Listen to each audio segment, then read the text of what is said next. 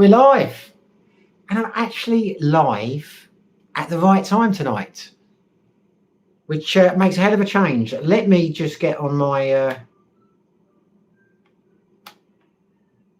little live here so I can read the comments off my laptop, because that has been working well previously. Am I in? I'm in. I'm not in. I will be in a moment. What's happening, chaps? I'm sorry I'm not more organised than this, but I am what I am. I can't do it. Who's here tonight then? Hello, chaps. Hope you're all well. There we go, Jackstar. You are. I can rely on Jackstar to be here. I can rely on Glenn to be here. The three amigos, and there are others. Let me get to the channel. I will be with you. I've got a topic to talk about tonight. You've probably guessed that from the thumbnail, and that topic is the new vlogging laws in the Philippines. Which is, all right, get the volume off now. There we are. Well, we've got 7 people there. Greetings, one and all, Glenn. Now, this is interesting. I think I have worked out now what's wrong with my lives. Because, yeah, I've worked it out. I'm just going to go back to my thing again, view my channel. This is the problem. My bloody thumbnails. That is the problem. I shouldn't have thumbnails. People can't see I'm live and talking. I shouldn't use thumbnails going forward. I have noticed this because in the past I have had to go to a different room. I appear with no thumbnail and I get hundreds more views. It's the thumbnails that are killing the channel lives. There we go. Jay Lauren, good morning from the Mid-Atlantic Eastern US. Jackstar, a 1999 super chat. Thank you, brother. You didn't have to do it, and that was damn quick tonight, mate. Thank you very much, brother. I will. I'm about to toast a. I'm on the cocktails tonight. I'm going to post. I'm about to say a Bloody Mary, a White Russian for you, a Caucasian. Thanks, Jack. Appreciate that, brother. Really do. Been a good day. My friends are here to talk. I've just realised what's going wrong with the live streams. It's the thumbnail. I've got to not have a thumbnail. I thought it's because I have noticed the last few weeks that the scheduled ones don't get half as many views as the impromptu ones. So I started thinking, I'm going to stop scheduling them. But the impromptu ones don't have a thumbnail. And I think that's what it is. I could be wrong, but I think when people are scrolling through YouTube and they see a talking, they're far more likely to join in the conversation than they are when they see a thumbnail saying, talking about that. Anyway, going forward, no thumbnails.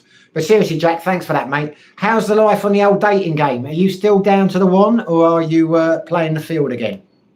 And aren't you worried when you talk about this that your dating partners might be watching the videos? Actually, I wouldn't be too worried because we never get more than a few hundred, and the chances statistically of them watching this channel would probably be billions to 1. Jackstar, first meal in Thai from me. Thank you very much, brother. Thank you very much. It's much appreciated, and I know what that first meal is going to be.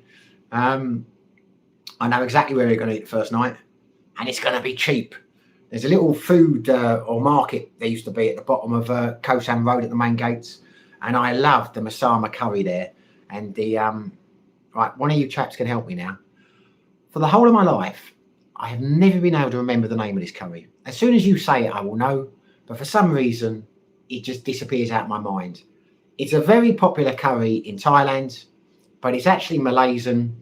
And it comes from a little town in Malaysia, which is bang on the border.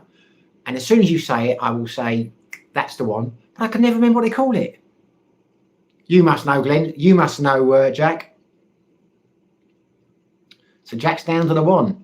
She must be. No, it's not the Massaman. Yeah, I like the Massaman. There's another one. It's named after an area, after a town in Malaysia, really close to the border. Just can't think what they bloody call it. Mick Philippines journey. Sick grandpa destroyed you. Did he? There you go. Right, I'm going to ignore this. See, what we've got here is we've got a little attention seeker who's never been loved in his life, who is going to try and just ignore him. He's got nothing in his life. If he did, he wouldn't be trolling. No, mate, I've been completely honest on my plans are not to stop in the UK. Well, there you go. There you go. Honesty is always the best policy. Who's going to help me with this curry?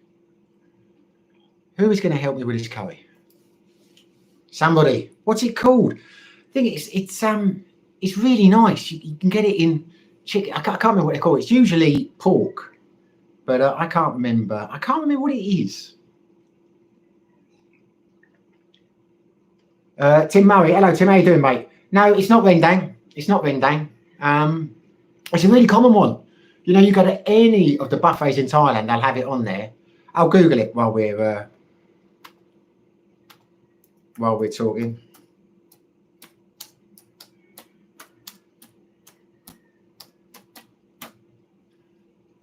Good morning, Don Vito Corleone. Buenos dias. Tim Laska. No, it's not Laska. It's Penang. I didn't have to Google it and it came in. Yeah, Penang. I love Penang curry. And they do it brilliantly in Thailand.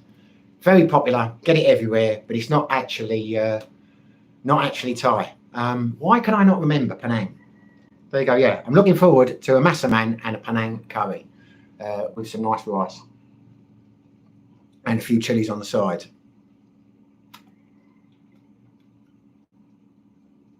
Got a few more suggestions here. Jack Star Penang, you got it, Jack. You got it, Penang. That's it. Yeah, that's it. Yeah, Penang. Glenn Tonara, no. Jack Star Basis Kanda, Jack Star Nasi. No, it's not Nasi Goreng. It's we got it, Penang. Penang. I love chicken or pork Penang. Really creamy, delicious. The plastered finger. Evening, you old so and so. After the stunt you pulled on us Sunday, glad it's just a holiday. I couldn't resist doing that. I could not resist doing that. It was hard, as Glenn said. I was trying to do it in a way I wasn't actually lying, but it was hard to keep a straight face. And if I'd had more time to think about it, I would have been more subtle. But it's funny that some people thought it was funny, and how many people it upset. Because I got more thumbs down for that than any other video, which I couldn't care less about because I got more views than I get for most videos. But it makes you wonder. I've been thinking about it today. The people that must hate that are the people out there who are looking for a sad story. They're thinking, this guy's lost it all. He's broken. He's been beaten. I'll watch this and I will enjoy his suffering. As soon as they see I'm not suffering and I'm happy, they don't like it, thumbs down. It tells you a lot about people's attitudes when, because I lost a lot of subscribers for that, which I didn't care about because they got replaced by more. So I'm up at the end of the day. And the way I look at it, I've kept the fun ones who liked it and got some new ones on board, not the doom sleekers. Jack Star, you have a winner, Jack. Yeah, there you go. Well done, Jack, for getting Penang. My money was on Glenn. There you go. You are the dark horse, Jack. You got it first. So, have you chaps heard about the new vlogging laws in the Philippines? Because they are going to potentially cause a lot of problems for a lot of people. I think it's terrible, but not necessarily so much for mine channel, as I'll explain in a minute. Anthony Carilla, hey Simon, I hope all goes well with the clearances on your trip. Good to see you live. Welcome on board, Anthony. Thank you. Well, I hope it will, mate. I wasn't that worried. I have had a couple of comments on videos since then saying how they got kept in rooms for hours and that. You know, at the end of the day, I'm going to be optimistic. A wise man once said, it doesn't make any difference to the outcome whether you're pessimistic or optimistic, but if you're optimistic, you have a better time waiting for it. And I have always clung to that. But we will see. We will see. Glenn, haha, sick puppies, the negative Nellies. Yeah, must be. It's all I can assume. I mean, I think the first couple may have been, you know, the subscribers I'd lost. Obviously wasn't for them, that kind of a joke. Fair enough, you know. I don't force people to subscribe to the channel. But the ones who put the thumbs down, I think, you think you've been cheated. You were looking for a sad story. Why were you looking for a sad story? Jack Star, not a good day for snowdrops. What, RF police? You're talking between snowdrops and snowflake. I get what you mean. No, yeah, it's funny. Funny how some people can't take a joke. But it's interesting. If I wanted to build a channel, that's the kind of crap I've got to do all the time. And I'm not going to. Because I can see what they call it clickbait now. Or that person who was on there, that little tosser a few minutes ago, that's what his champion does. You know what I mean? Just being controversial, trying to clickbait. Not for me. Just once in a blue moon when the opportunity arises. But it's amazing how much it works, how it attracts people. I mean, that video's got like 3 or 4 times already what I'd usually get. So there you go. Anthony Krula, I heard they were old laws on another vlog and they were being newly brought up with false info. Well, the trouble with vlogs is you never know what's real and what's not. But I've got an article from the Manila Times here, which explains what they are. Or I thought it did. I've got the wrong article up now. But I took it with a pinch of salt because what it's basically saying is that, or the article I read earlier on, the reason it's worried me more now is because I've mentioned him before many times. There's a guy in Thailand, Tim Newton, who's got a fantastic channel. And unlike other vloggers, he does a lot of research and he gets his facts and his information and he does that all before he does the videos. And he was talking about it today. And he was talking about the potential penalties and the fines. Because I can't find I was going to read you out the regulation, but that's going to be too boring for you. And I don't think I can find it. Or maybe I can.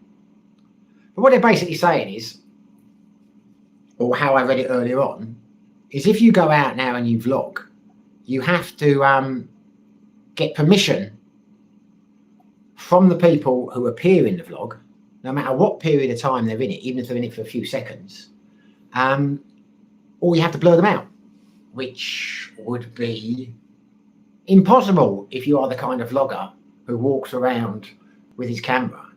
And it's nonsense. But they were basically saying that's what you had to do. But if you didn't do it and no one complained, it wasn't an issue. But if someone complained, you would have to take the video down, which I thought was okay, you know, fair enough. The chances of someone complaining are minuscule, and it's not too dissimilar to the Data Protection Act. You know, in the UK, if someone's caught in CCTV, they can demand to see everything that you've got of them, and they can ask for things to be taken off. So I thought this is like kind of a no-nonsense law. But from what Tim Newton was saying today, you'll get a 50,000 peso fine if you don't follow the rules. And more importantly, you now have to apply for a license to be a vlogger in the Philippines. Now, that opens a lot of questions. Here we go. I'll get back to the. I get distracted now. I'll come back to the. If I can do it, I can't do it now. Bloody laptop. I will answer those questions in a minute. Yeah. So, a vlogging license? Are you serious? Because then surely it's going to, you know, from whom and for why, and what is the definition of a vlog? Jax, I know my previous message was about Bryce Norton. Might have been blocked due to my wording. Oh, yeah. No, mate, I tell you what. Well, I'll come back and I'll come back to the video. Yeah, I heard about Bryce when they got on there. Yeah, I'm not surprised, mate. I'm not surprised. I was at Stanmore Park and that got bombed by the IRA. Not when I was there, but I was posted there several years afterwards. And I'm amazed it didn't get, you know, if people wanted to attack military bases, it's so easy in the UK. On Stanmore Park, I mean, I can talk about it now because it's many years ago and the camp was closed. But you had one copper on the gate doing gate control. You had a duty guard in the guard room. There was no one patrolling the base. No one. You had a couple of mobiles up at Bentley Priory because when you're on shift, you move between Bentley and Stanmore. But, you know, they had literally thrown a bomb over the fence, the IRA many years before, and blown up one of the not porter cabin, an old hut that was there. So easy to do. So easy to do. Every Air Force base I've been on, it would be easy to get on if you wanted to. I've been to Bryce many times, but just to get on and off kites. I never served there, like, on station force. But yeah, honestly, I'm amazed that it doesn't happen more often, because it would be easy to get onto any base. And I imagine it's the same in the army. It just doesn't happen. People don't do it, so it doesn't. It's luck more than anything else. I could never understand in the old IRA days why there weren't more attacks, to be honest with you. Mike's Philippines journey. Oh, he's back again. Listen, mate, this is the last time I'm going to refer to you. I could get a tan. You could get a life. Look in the mirror and ask yourself why you have no life. Why the only way you can get off is by trying to irritate people on a live stream. Why aren't you out talking to women? Are you that insecure that you can't actually interact with people? Or are you just really ugly? Or are you just stupid? I mean, what is it that makes, because I laugh at people like you. You can keep jumping up and down and you can say your little comments, and there is nothing in the world you could say that would actually bother me. I just look at you and I think, don't even look at you, I just imagine you in your little basement by yourself, probably jacking off as you type your little messages. I've got some attention, I've got some attention. Just like your little hero, whatever his fucking name is. Come on, get a life, you sad little shit. Anyway, there we go. Anyway, I've addressed that issue. So back to the vlogging things. You've got to apply for a license now. On the face of it, it is going to be dark times for a lot of vloggers. But I can't see them enforcing it. Can you? I mean, I just can't see them doing it. I mean, it's like, you cannot legally ride a motorbike in the Philippines without a helmet. But you see people flying around all the time without a helmet. You can't take 3 people on a scooter. 3 people on a scooter all the time. So what I'm saying is these rules, on the face of it, are draconian, and they're going to put a lot of vloggers out of business. But are they going to enforce it? And if they are going to enforce it, why? Why would they enforce it? Because I've said many times in my videos, it would be amazing to know how many expats up in Dumaguete area, particularly at Valencia, would be here without the vlogs. Because I often ask people when they say they're moving to Valencia, I say, why Valencia? And they say, because it's cooler. And I say, yeah, but why Valencia? They say, because it's cooler. And I say, no, you're missing the point. How do you know this? It's a tiny little part of the Philippines that you would never, how have you even heard of it? And it comes down to the vlogs. Now, if this was in Thailand, I could understand it more, because in Thailand there's a real argument whether they want expats there or not. I mean, there are certain people high up in the government who don't, like Adun, who used to be the health minister, would love to get us all out, but the slight majority want us to stay. In the Philippines, they clearly want us here because they wouldn't have the 3-year visa extensions and all the rest of it. They wouldn't make it so easy.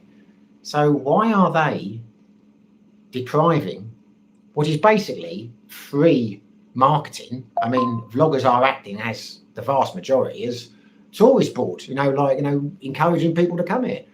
So I just don't think this has been thought out at all. I just don't get it. But as I say, it's not really something that's going to bother me too much. It might actually save me a lot of money, because I was thinking I've got to do more vlogging like that. I've got to walk down the road. I've got to get a new camera. I was going to get an Osmo DJ Pocket and start doing that. There's no point now if you can't do that. Everyone's going to have to do what I do, the talking heads, which suits me. So I'm not worried about my future on it, and this is not a business for me. But I just find it strange why they've done it. Obviously, it is a reaction to what's gone on with Vitali, but why have they done it the way they've done it, and will they actually enforce it?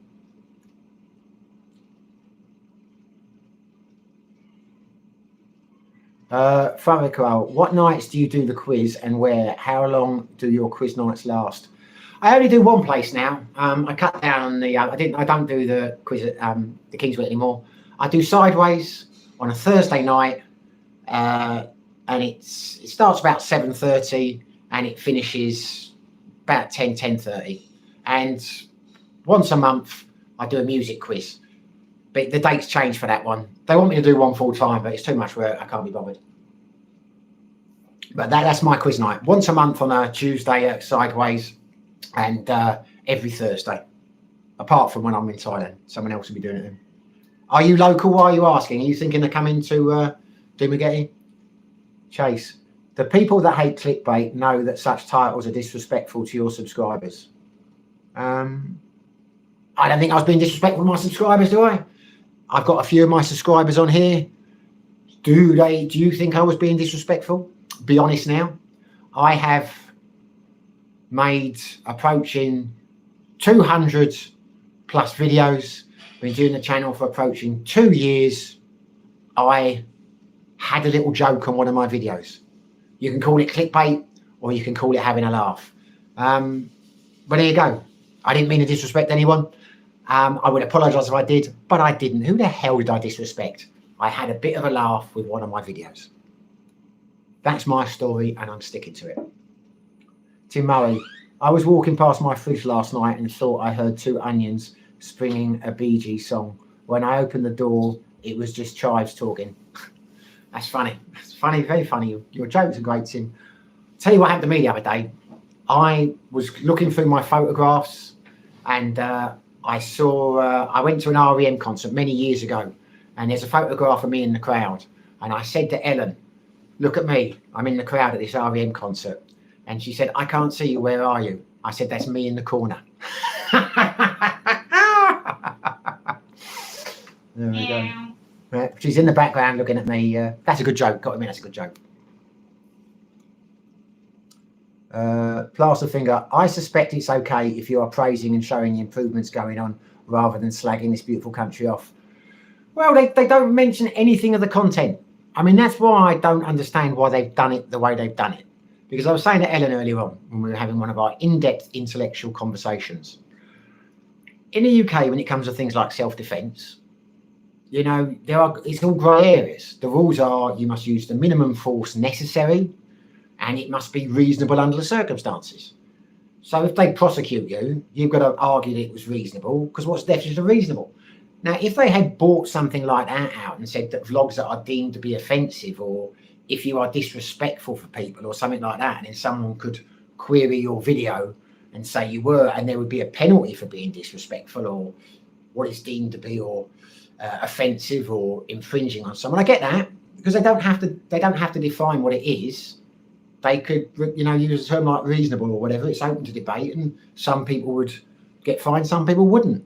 But just to come out with this, you've got to blur everyone out and you've got to get a declaration. You're just basically going to kill that kind of vlogging, which I've seen a few people say, great. Well, okay, fine. I don't really watch those vlogs. They're not the vlogs I make.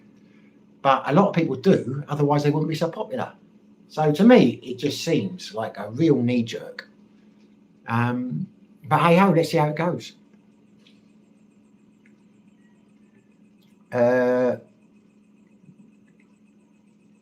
Glenn, not disrespectful. Thank you, my brother. I was hoping you'd back me up.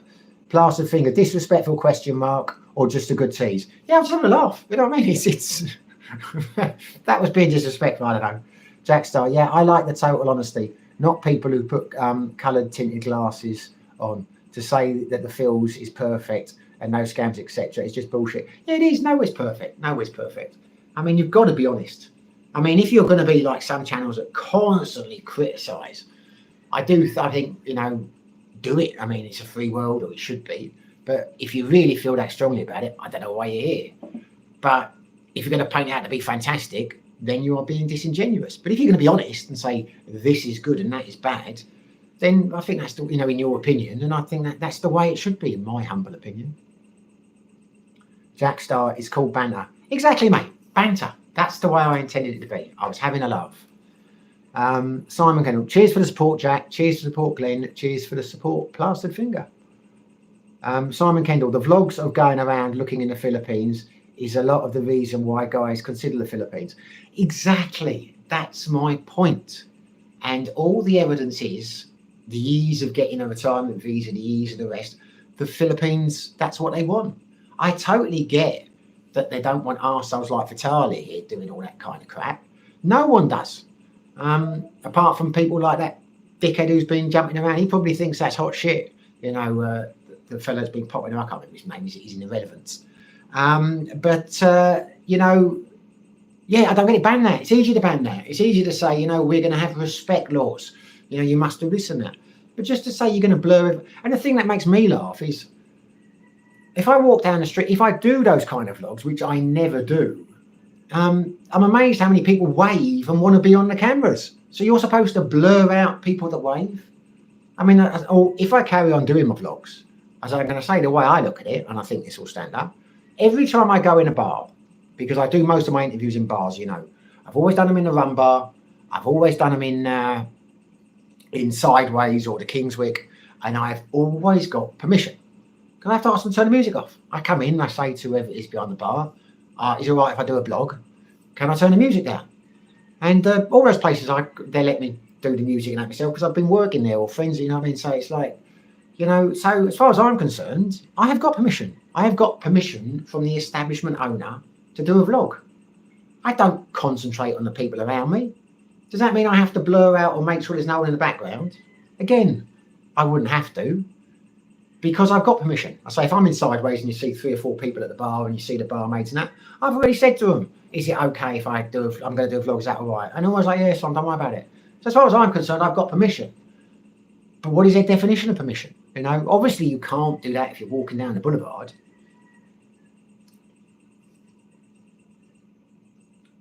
Glenn, it's the PC world. I thought it was about PC world, the computer shop there for a second. Curry's, it's the PC. Yeah, it's very badly thought out and it's very self-defeating.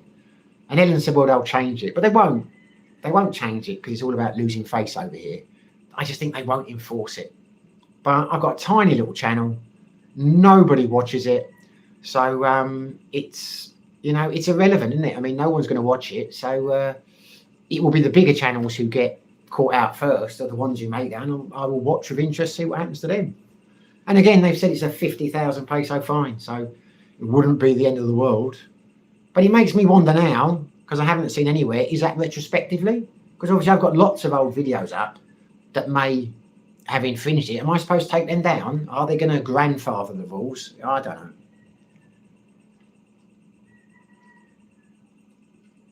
Jack, hi, thumbs up, guys and girls. Thank you, Jack, mate. You are a living legend. You really are, mate. I appreciate that. I don't like to ask. I do occasionally, but it's great. I would like the thumbs up. People keep saying when I watch other channels that the thumbs, you know, really improve the reach. And I am trying to build the channel in my own little way.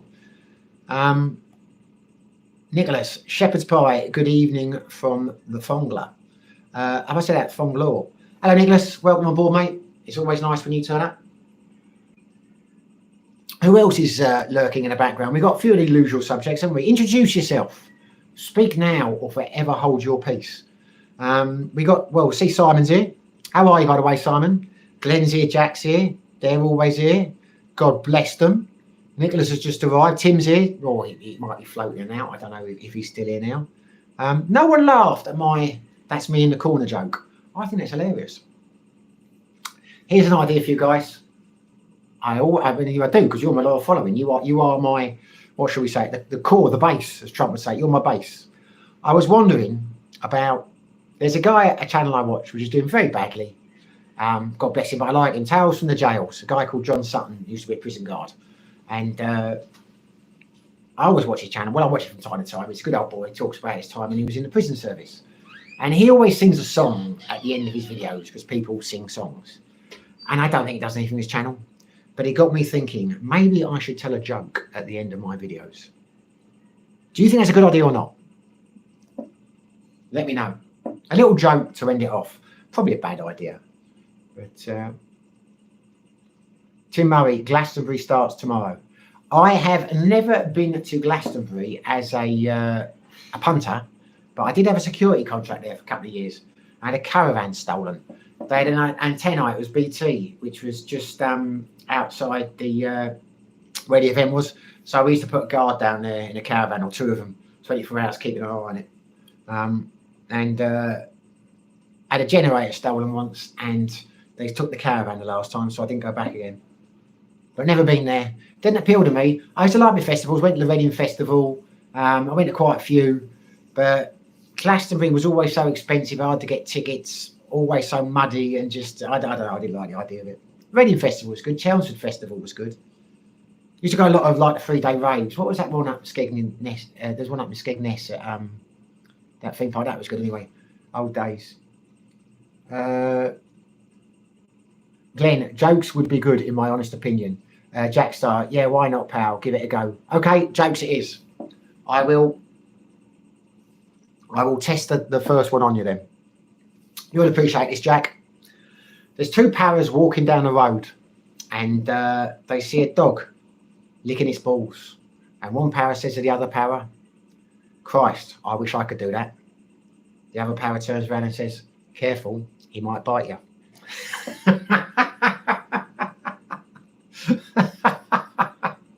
Always makes me laugh, that joke. It's an old one, but it's a funny one. The plastered finger, I laughed, but I refused to give you the satisfaction of telling you. Good man after my own heart. I wouldn't acknowledge it either. Tim Murray, Glastonbury is fantastic, much better than the other festivals. Tim Murray, better than V Festival and the Isle of Wight Festival. Been to V, never been to, I've been to Tea in the Park as well, I've never been to the Isle of Wight Festival. Jack Star, not a big festival goer, but had the pleasure of Oasis in Amsterdam. Oasis. Yeah, I was at Nebworth. We had a security contract for that as well. They, it was amazing because we were there for 3 days before the concert started, and they were awful. I think it was only the day before they started practicing, but they sounded awful in rehearsal. But on the actual day, first day, they were brilliant. I couldn't believe it how bad they were in when they were rehearsing, but they got it together. That was the trip when he went down with the old go-kart up and down the hill. Glenn, sorry, but I've heard it, but it's good. Yeah, of course you've heard it. Of course you've heard it. I'd be surprised if anyone hadn't heard that. It's yeah. I'm not gonna sell it anymore because I use up my material. And after about a month of videos, I won't have any left. But Glenn, Nebworth, 1975. Before my time, mate. I was 3 years old then, or 4 years old. I was born in I'd be 4 years old. Well, it depends what time of year it was. I was born in December. So there we go. Tim Murray, saw races at Old Trafford. Everyone threw pints of lager everywhere. Everyone stank. Well, there you go. In my experience, that they all stink at Old Trafford anyway. Sorry to offend any Manx that might be watching, Man U fans, but you do. There we are. We seem to have lost our little troll. I hope I didn't upset him. A good dose of honesty. They don't seem to like it. This is very nice, by the way. It's very nice, White Russian. Yeah. I've abstained from that. I've not been out for the last couple of days. We went out for a late brunch on Saturday and not ventured out since. I'm taking it easy. Tim Murray, Jack Star, mate, you all sorted for your trip? No, mate, not all sorted. There will be things to do, and I've got to sort out SIM cards and. But see, the trouble is, once I book one of these things, I get into it and I start planning everything ahead, and I want to book this and book that. When I know in the back of my mind, it's better sometimes just to turn up and do it. But I tell you one thing, Jack, you can reassure me on this. I've got some time money, which I haven't used for about 7 years. It was just money I bought back the last time I was over there, and well, not 7 years. Anyway, no, some of it's 7 years because it was my travel money. But it was all paper, and it suddenly occurred to me the other day that maybe they're gone plastic or something now. But I did a look on Google, and it seems to be okay. You still got the old, when you up in town, can't say it now, can I? Udon Thani, you still got the paper money still in circulation, isn't it? Jackster, ask Ellen how excited she is going. Bet she will love the food, and she's a bit of a foodie. Oh, she's very excited, mate. I say we've been doing the old happy dance. Every time she likes to start dancing, and we never really do that. No, she's really happy about it now, and I'm really looking forward to it. I just got I kind of got it planned. So I should just turn up. Yeah, I've got it planned. We're going to go straight to Coastline Road from the airport. One thing I'm thinking about, I've never got for, is an eSIM, because I want to do a lot of vlogging over there. I want to do some live streams, and I'm thinking about the internet connection, because you can get the SIM cards at the airport. But since I booked the hotels for Goda, they've got these eSIM offers, and they are too good to be true in price. One of them's like 10 days, 50 gigabytes of 5. What do you call it? Oh, I can't think what you bloody call it now. But anyway, 5 as opposed to 4. What's the term? And it's only £3. I don't understand that. You know what I mean when I say 5? You've got different levels, and you've got 3, 4, and 5. 5 is the fastest. What is it? 5 what? I can't remember. 5G. 5G, yeah. 5G. That seems awfully cheap to me. 5G. 10 days, 50 gigabytes for £3. Because when you look at the airport ones, they're about 12 quid, which is what I would expect to pay. But when you read the reviews of these eSIMs, everyone's saying they're fantastic. So I don't know. And they're with AIS and DTAC, you know, the major providers over there. So I don't know. Has anyone used an eSIM yet? Have you used one, Jack, on your travels? Have you used one on your travels, Glenn? Tim, have you used an eSIM yet? Because apparently you just download the link to your phone, you install the app, and then you activate it 24 hours before you go, or no more than 24 hours before you go, and you're good to go when you arrive. So to Ellen, I think what we'll do is we'll get one for my phone or her phone, we'll test it, and if it works, we'll get it ready at the airport. If it doesn't work at the airport, we'll buy another one there, a travel one. I don't know. Trevor Harvey, hello from Tokyo. Hello, Trevor. Welcome on board, mate. Always welcome. Nice to see you. So what's going on in your lives, chaps? I think we no one seems to want to talk about the vlog, about the new vlogging laws, which is fair enough. It was just a topic point. Jackstar, yeah. If they don't accept at local shops, banks, exchange, but no probs. Oh, I thought it was about SIM cards. Now, yeah. Okay, perfect. Yeah, if they don't accept at local shops, banks, exchange, but no probs. Okay, fine. Great. Good to know. Because I've got, well, not a lot. I know about 5,000 baht, which would be a nice night out. Jackstar, mate, eSIM, best thing going. So they do work, do they? Well, I'll get then. I'll probably get 2 then. One for me, one for her. I mean, if they don't work, then we'll just buy a couple at the airport. But they're incredibly cheap. Incredibly cheap. So much cheaper than the physical ones. I don't understand why. Thanks for that, Jack. That's useful to know, both about the money and the SIMs. Trevor Harvey, my phone has eSIM, no problem. Really? I thought eSIMs, I didn't know eSIMs were something you could use permanently. I thought they were just like, you know, a limited period. So you can have an eSIM instead of a physical one for like the long term. Hello, my love. Any chance I could have another one of these in a moment, please? Finish that first. Oh, she actually finished that first, she says. She's very bossy. You know, she's forgotten the cameras on. Because when the cameras on, she's got butter all melt in her mouth. She's so lovely. But when she's away, God, she keeps threatening to. You know what she does? She threatens. When I've annoyed her, she says, Are "Wait." you gonna do the washing? She says, "Wait until you're like 20 years older, and you're an old man. You can't look after yourself, and then I'll get you my revenge." And I think she means it. She means it. She's going to do things to me in my later life. Stop it! I'm not gonna make your. See, she's not going to do this. She's not going to help me go to the toilet. She's not going to do this when I'm older. Shut up. No eSIM experience yet. Glenn, no I can't speak. No eSIM experience yet. Waiting for the OAP specials. Brian Dawson, currently on my lunch break, watching from the UK. Welcome, Brian, mate. What's your job then? What do you do? I hope I'm not interrupting your sandwiches. Nicholas, I'm in Bangkok to propose to my Thai LDR girlfriend. Wish me luck. Are you really? Best of luck, mate. I'm sure she'll say yes. I hope she says yes if that's what you want to do. I'm assuming she's Thai. You just said Thai.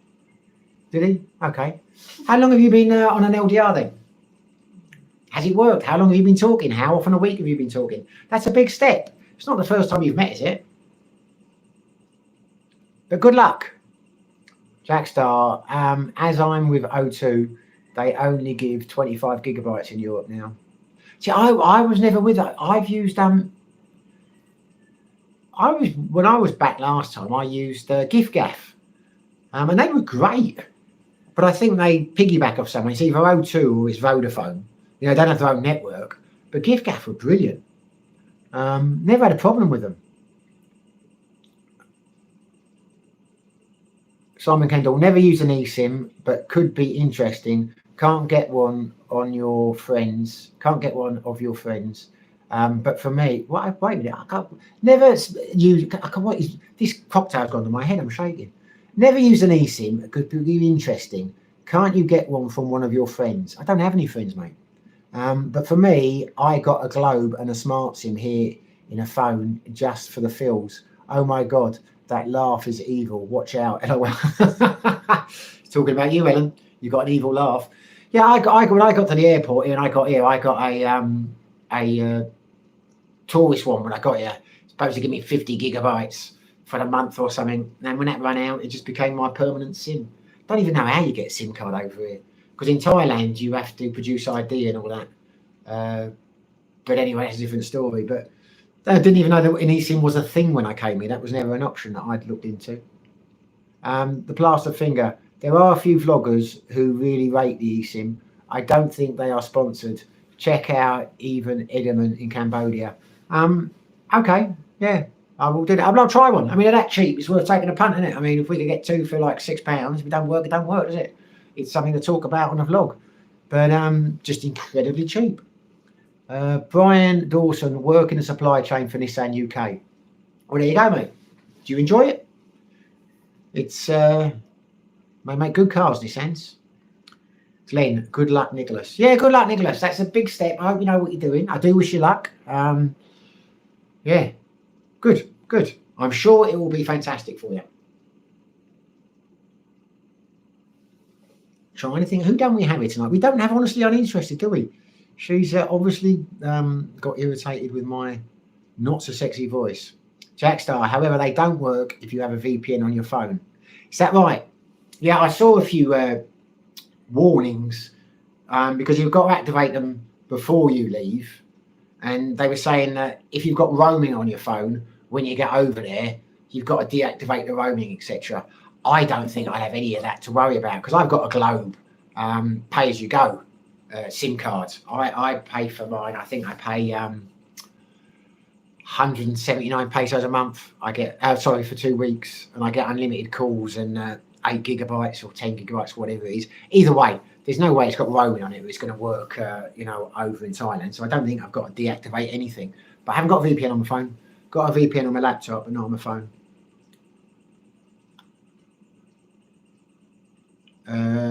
Glenn, no Jim. Yeah, no Jim.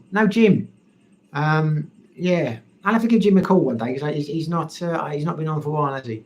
But I know he's okay because he still responds to my videos. He always comments.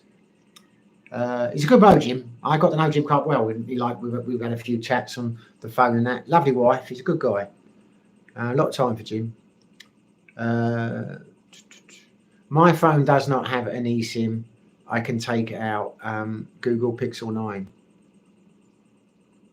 Your phone does not have an eSIM. I could take it. You can't take any eSIM out, can you? They're virtual. I mean, it doesn't have a physical SIM.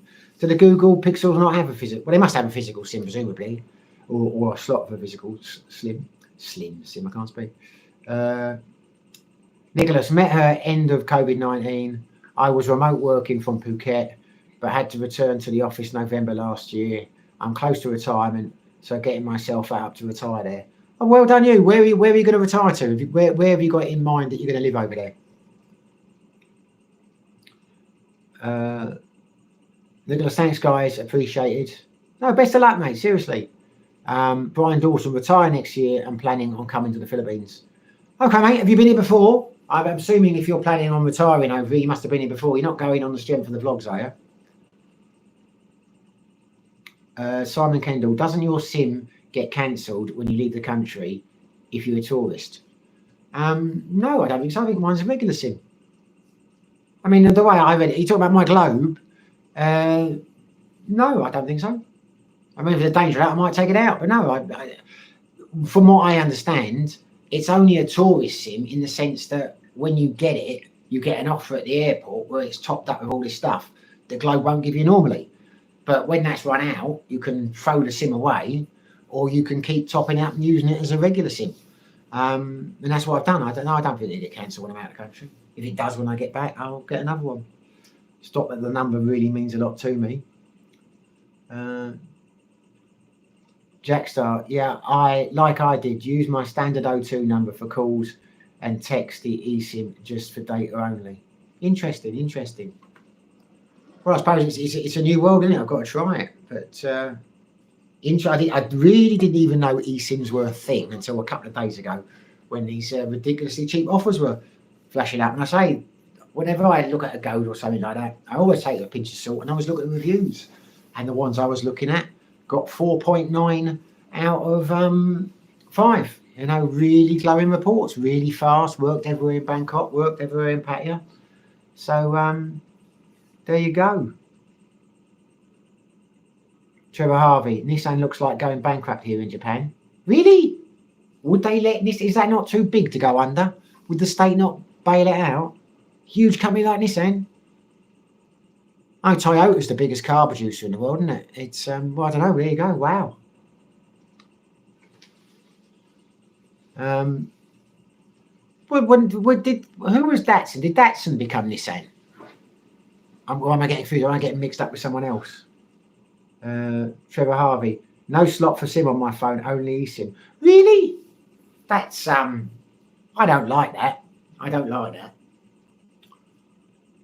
Yeah, I don't like that. So that annoys me, things like that. I know they're supposed to be great phones, pixels and things, but it can't be that hard to do because then they track you down a certain route. I mean, so if there is somehow a situation in the world where you end up somewhere where there is no internet and you can't do this or whatever, then your phone is bollocksed. You can't use a physical SIM card if you like in a place that's only got 3G or whatever. Don't like that at all. I wasn't close to getting the Google Pixel. I know they're great, but I don't want to spend that kind of money on a phone. To me, a phone is just a conversation piece. But if I had been thinking about it, that would have been a deal breaker. No physical SIM. Brian Dawson, yeah, I've been before, spent 3 weeks there. Well, I will give you some advice, mate. Even though it's unsolicited, come here for a long time first before you decide to retire here. I mean, really, 3 weeks is not enough, in my humble opinion, to tell you whether you're going to love the place or not, enough to stay here. But hey, each to their own. I mean, it's taken me a good 18 months to get to really like the place. First year, I hated it. And in that time, there have been a number of people who've come over, arrived around the same time and after me, and they've gone. It's not for them. You know, it's not for everyone. So all I'm saying is, don't put all your eggs in one basket. Don't sell everything and move to the Philippines. Come to the Philippines for 6 months or a year first, then decide. But hey, whatever you decide, you don't have to listen to me. Good luck to you. Nicholas, planning to retire to Koken, Isan. Okay. Right, I've not been there. So you're up near the border. There we go. Yeah. I'm sure you'll love it. I'm guessing that's where she's from. Glenn, Nissan was Datsun. I thought it was, wasn't it? Because all the rust in it. I remember when I was a kid, we had a Datsun Sunny for a while, and it rusted within a couple of years. I know Datsun had a terrible name, and they don't get them anymore. I thought they'd become Nissan. Simon Kendall, no, you need to register it with the new laws. And if you're a tourist visa, I believe they cancel it when you leave the country. There are workarounds if you're friends, but I believe that's the rule. I'm not registered with anybody. I'll be amazed if that happens, mate. How will they know that I've left the country? You honestly think the Philippines is that organised that they're going to check a database against the SIM cards? And well, if they do, they do. It's no great shakes. I will get another one. But I'd be very surprised, mate. I'd be very surprised if because they're all paper records. That would be incredibly organised to be able to cancel a SIM like that. But maybe I'm talking nonsense. Maybe you're right. I don't know. I mean, I'm not saying you're wrong. I'm saying they might say that. They might claim that. But I would be amazed in reality if that actually happens. But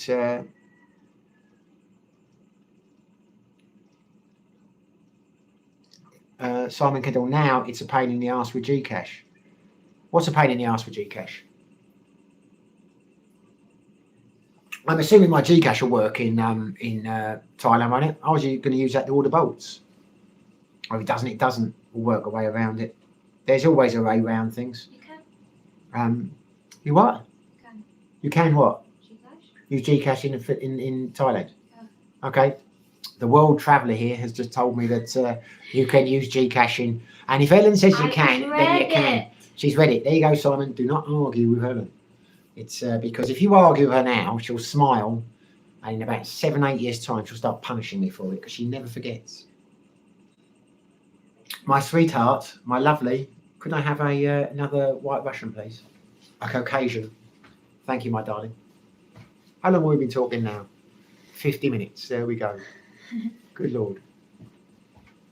Come on, woman. Get your button gear for the love of... Right.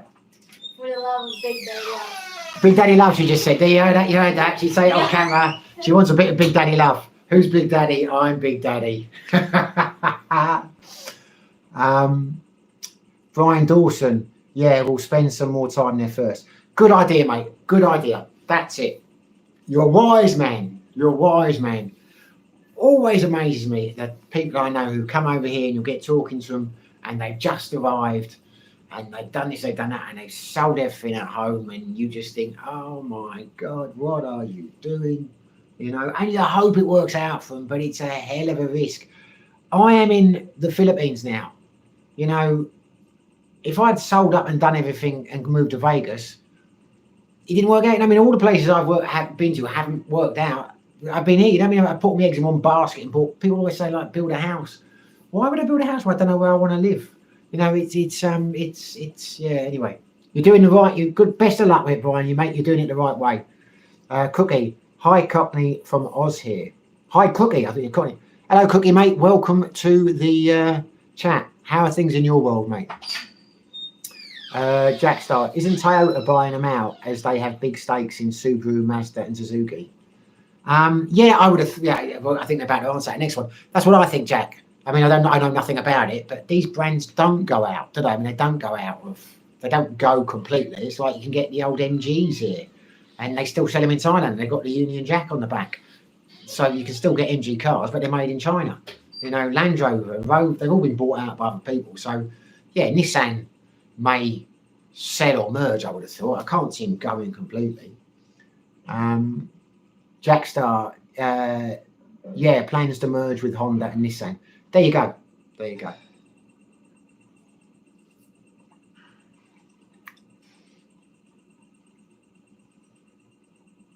I've had a Nissan. I had a Nissan Micra. That was my first car. I've never had a Honda. Never had a Honda. There we go, chaps. Here's a conversation for you. What were your first cars? What were the first cars you ever owned, not ever drove? What was your first car?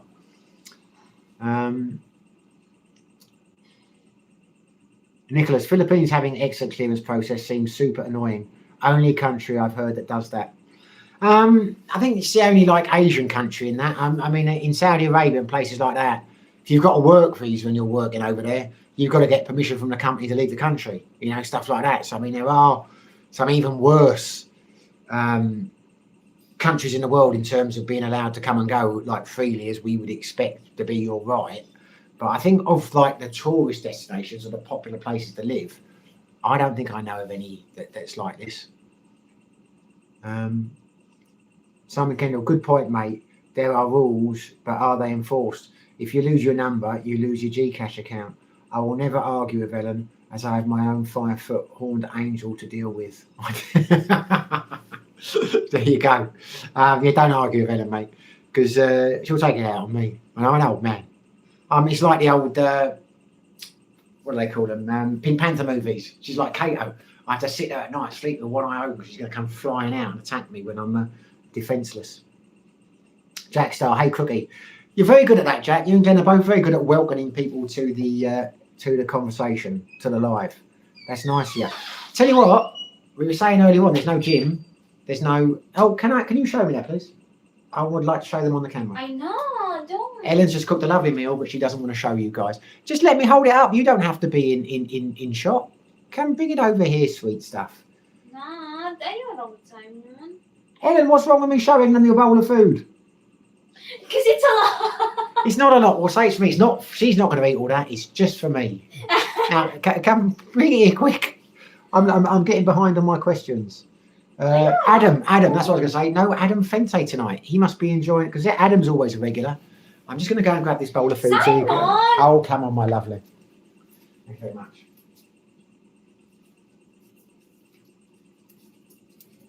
So who says Filipino food cannot be good? She makes, I can't tilt it up because it's going to spill over, but she makes a lovely, what is this? It's just a pork. What's it called? I don't know. Oh, anyway, there we go. Lots of greens, lots of pork, lots of like little vegetables and things. She makes a lovely, she's a good cook, Ellen is.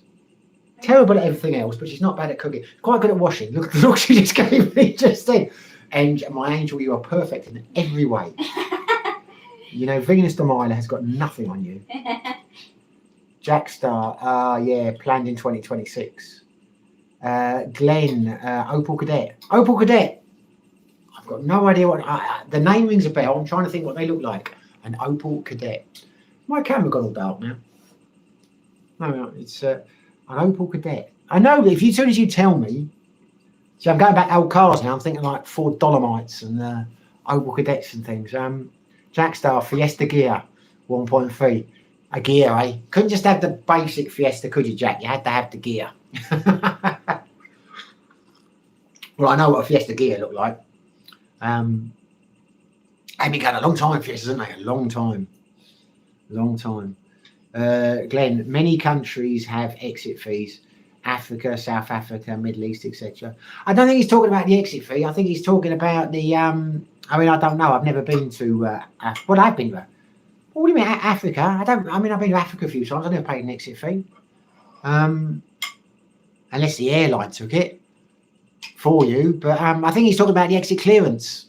And he's talking about, you know, you have to get the certificate saying you haven't broken any laws or whatever. I don't know why. My screen has gone incredibly dark. But I know it hasn't gone darker for you guys because I'm watching on my laptop here reading off the things, but it's very strange.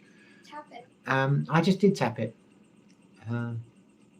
Plaster Finger, I had my Philsim for some years, going back and from the UK sometimes for months, and it still worked, no problem. Yeah, I don't see how they could do that, or why they would want to do that. I think probably, I imagine it's if you're a tourist. I'm guessing here, Simon, I might be wrong or not. Imagine what they mean is, if you have a tourist SIM and you're here for a couple of weeks and then you leave the country, then they probably cancel it because they want the numbers to use again because you've left the country and you're not topping up anymore.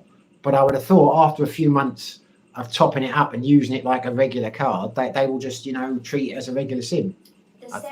I imagine that's what they mean. Will expire if you're not going to top it. If you don't have a balance, you're not going to use it for internet, text. Hold on 1 second. You might not hear. Hold on 1 second. Days. Ellen is talking to me now. I don't think I'm having a stroke or something. I've gone all quiet and like that. You might not hear. She's talking about SIMs. What do you think it is?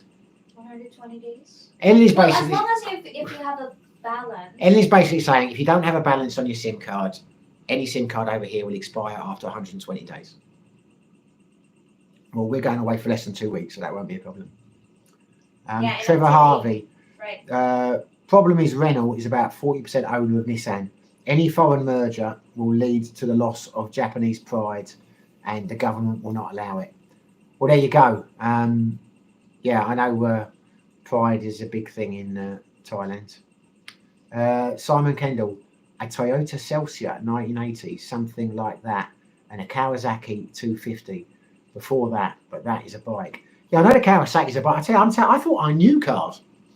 I've got no idea what a Toyota Celsius is. Or a Celisa. Then again, the trouble is some countries have different names for the same car, don't they? But do any of our English, Jack, Glenn, do you know what a Toyota Celisa is? Celica? Don't know how you pronounce that. Nicholas, I started my career as an apprentice on the Rover assembly line. Very tragic what was done to the British vehicle manufacturing industry. Yeah, it doesn't really exist anymore, does it? It's gone. Yeah, you don't really get British cars, do you? I mean, there's lots of British brands, but they're not really British anymore, are they? Glenn, thanks, Ellen. Glenn, Nigeria, Ghana, Kenya, etc. Well, they all ask for the pay to go, do they? So they didn't ask me because the times I was in Kenya is when I was with the Air Force, and obviously we didn't go through the same things when we were on the kites. But certainly when I left, I did spend a lot of time going many trips to Egypt, which is Africa. They never asked them then, so okay. But I think they're asking for. I say I don't think he's asking about the charge fee. I think he's asking about the exit clearance certificate. Glenn, Salika is well known Mark 1 and Mark 2. There you go, not by me. Never really was a car guy. So there you go, that backfired on me because I thought I'd say that and we'd all have a little trip down memory lane. I'll say I remember those, remember that. But the only one I remember is the Fiesta gear or Fiesta. I mean, yeah, there you go. So that didn't quite work, did it? Mine was an Nissan Micra. Then I had a Ford Escort. And then after that, God, they all got in a blow. I had so many cars in my time, as I'm sure you all have. But it's pronounced Salika, but it could be an Aussie naming. Well, not according to Glenn, it's not, but that mean it's Salika. I've heard of it now, you say it. And I had a Volkswagen Scirocco. I love that car. That's what I got after the Escort. Glenn was on work visas.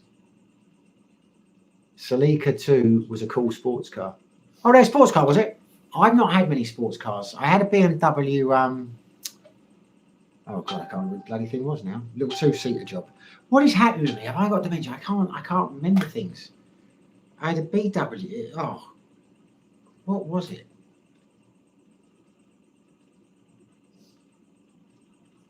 Anyway, it was a little silver two-seater. It was the last car I had in the UK. But that is the only real sports car I've had in terms of it was weight. You know, in terms of it had two seats. It was a convertible. Although I had a suit in the back of one of the meetings once, and I put the roof down. I forgot to do, and the coat hanger went through the back because it wasn't like a thingy on the soft top. That was very annoying and very expensive to fix. What was it? BMW. It was a Mark 4. I can't remember. Anyway, it will come to me. But that was the only sporty car I ever had. Other than that, I was pretty steady Eddie. You know, I had Citroens. I had a C5. I had that anyway. Nicholas, the bureaucratic exit clearance system is what I'm referring to. Yeah, that's what I thought you were talking about. Yeah, you know, it is a ridiculous system. I mean, if you're going to, at the end of the day, let's face it, we all know it is a money-making exercise. It's nothing more than that. It has got nothing to do with actually trying to stop people leaving. So I don't understand the logic of letting the visa agents make the money out of it. Why can't they do it in the Dumagetti office and charge an extra $1,000 or whatever? It seems a very strange setup. They see they've like got a symbiotic relationship for some reason, the visa agencies here and the it's got to be backhanders, but it's a strange system. Mike Hinman, hello mate. How you doing, Mike? I've jumped one there. Cookie, all good. Been to PI 3 times.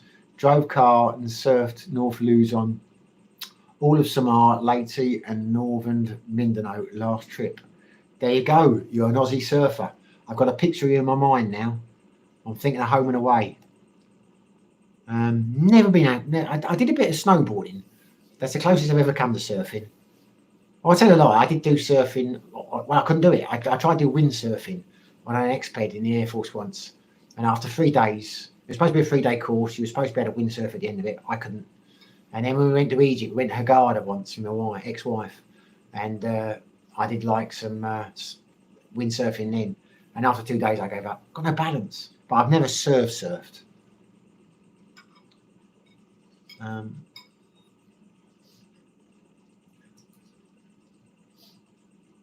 Trevor Harvey, I've not owned a car for 20 years. Don't miss it. No, well, I don't miss a car over here apart from when it rains. But I need a car in the UK because you travel more, don't you? You go places and you do things, and you're not in a scooter culture. But I've not missed having a car here. It's one of those things. When I do eventually buy a car over here, we'll probably think, how the hell did we live without it? It's like a dishwasher. You know, if you haven't got a dishwasher, you don't miss one. The second you get one, it changes your life. But You need a car in the UK. You need a car in the UK. If you're living in Tokyo, you probably don't want one. Change your life, Simon. Ellen's saying, change our lives. Change our lives. She wants a car. There's a surprise. Glenn, BMW M4. Yeah, but it was more to it than that. It had a name. It was a Mark IV. It was a 2-seater, but it had something else. It was a BMW. It wasn't just a Mark IV. It was something. It had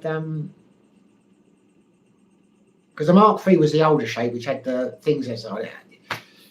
It had gills. The Mark III, the Mark IV. I only had it 2 years. This is strange that I can't remember.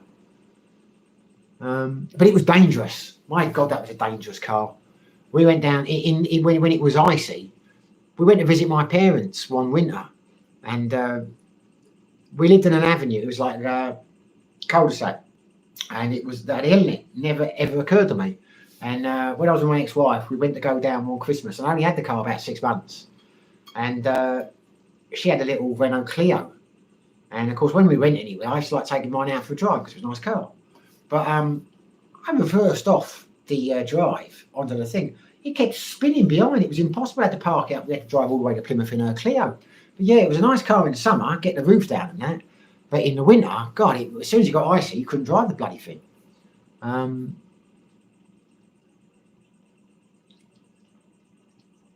think it was a BMW M4. Maybe there wasn't more to it than that. I'll have to Google. Let me have a little look. Ellen, can you Google BMW M4 and I can have a look at it and I can see it was one of those. My next vehicle will be a 4-wheel e-bike NC. Because what happened was I had a business partner when we had a security business and he bought this for himself. But he was too big. He was a lot taller than me and he couldn't fit in it. You want the images? So he said to me, let's swap cars, which is a good deal for me because at the time I had a Citroen C5.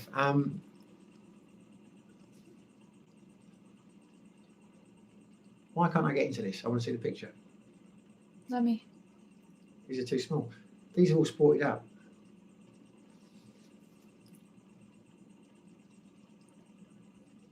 No, I don't think it was. It looks a bit like these, but mine had a soft top. Those don't have soft tops. They're all hard. Type in 2-seater BMWs. Yeah, no, it wasn't. Yeah. I think it was Z3. It was a Z3. It was a Z3 Mark IV. Yes, it was a Z3. That's it. I knew there were initials in it. Well done, Jack. Well done, mate. Yes, that's it. Yes, well done. Yes. Z3. BMW Z3. Hold on. Yeah, that's what it was, Jack. That's what it was. Yeah.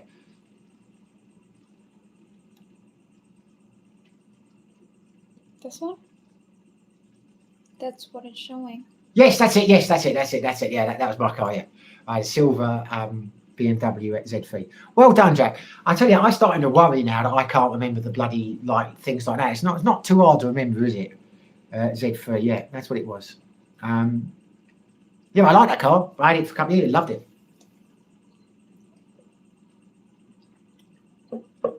My next vehicle will be Simon Kendall. My next vehicle will be a 4-wheel e-bike with seating 4 or more and second battery pack. LOL. Ellen's laughing. I want to get one of those. She won't do it though. She's so proud. I'm not. I don't care. I think that's about what me. he's referring to. I want one of those. No, he's not. Really? Because it's an e-bike and it's battery pack.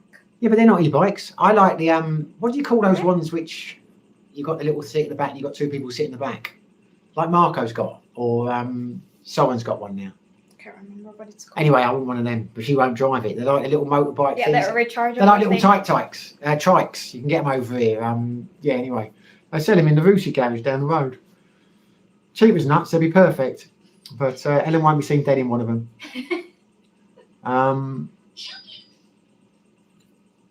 Glenn, I had a Triumph TR6. I remember those. Yeah, I remember those. I'm getting mixed up with the TR7. Yeah. Wow, now we're getting there with the cars. You start to come back to me. Old plaster finger. Vauxhall Victor 101D. My favourite car is the Fiat 126. Had over 3 years. Tell you what did I have? I'll really get help with this one again. Vauxhall Amiga. I had an Amiga for a while, and that was a comfortable car to drive. That was a beast. I like that car. It was brilliant for going long distance. But I use that mainly for work.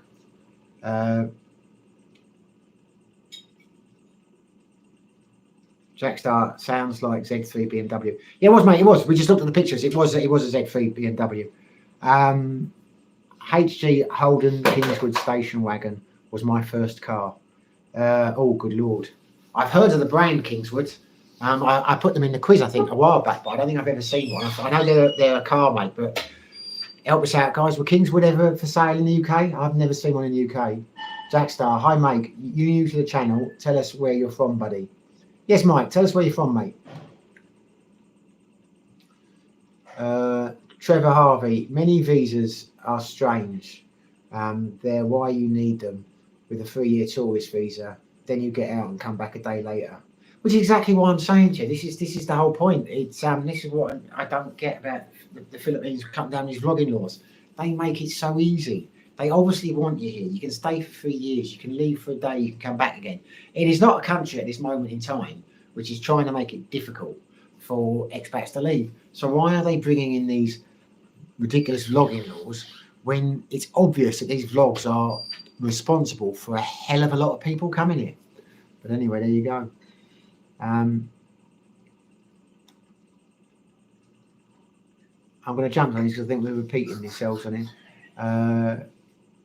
Jackstar, no M4 isn't two-seater. Jack C, M3, M Sport, yep.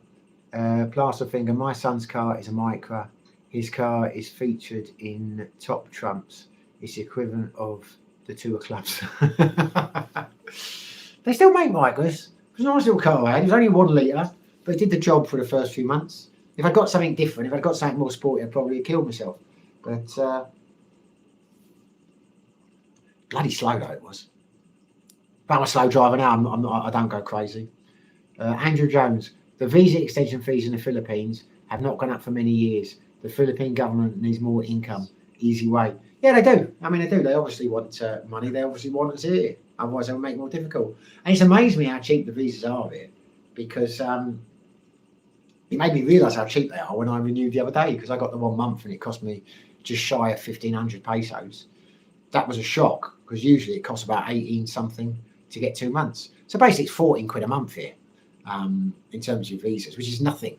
And then you've got to get the old ACR cards, but that lasts a year, and it's cheap compared to, like, most countries you can't extend for that long on a tourist visa, and they cost a lot more. I mean, Thailand, the extension there, the 1 month is like twice as much. So you can't complain about it. I'm not complaining about paying this clearance thing. I don't like the principle about it. What irritates me is how unuser friendly it is. I mean, at the end of the day, they just want to get an extra couple of thousand pesos out of you. Fine. Well, get it out of us easily. Get the 2,000 off me in the immigration office. Don't farm it out to some, make you have to send it here and bring back. It's all nonsense, because there can be no magic to it. I mean, it's not like they're going to do any deep check, because friends of mine who went to Thailand a few months ago, or just at Christmas time, more than a few months ago, the ones that weren't married got theirs at the airport, and they said it literally, you go up to the desk, you pay for it, they do something on the computer, and then you're good to go. So, it's online.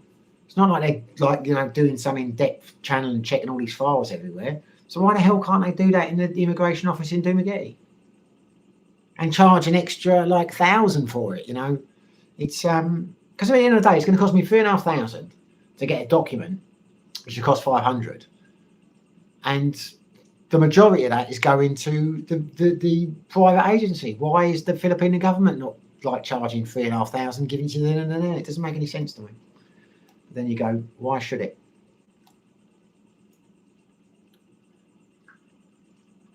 Len, ATV, all-terrain vehicle.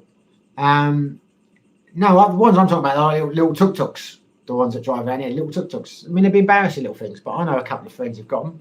They love them. A bit like it's a motorbike with just 2 seats on the back. Although we've got a Fazio. I might when we go to Thailand, but Ellen doesn't want me to do it. But I was looking at scooters to hire, because there's a few companies that I've seen online. You can hire the scooter off them and they will deliver it to the hotel. And when I was looking through them, you can rent a Fazio with a sidecar, a Fazio sidecar. So I said, well, this is fantastic.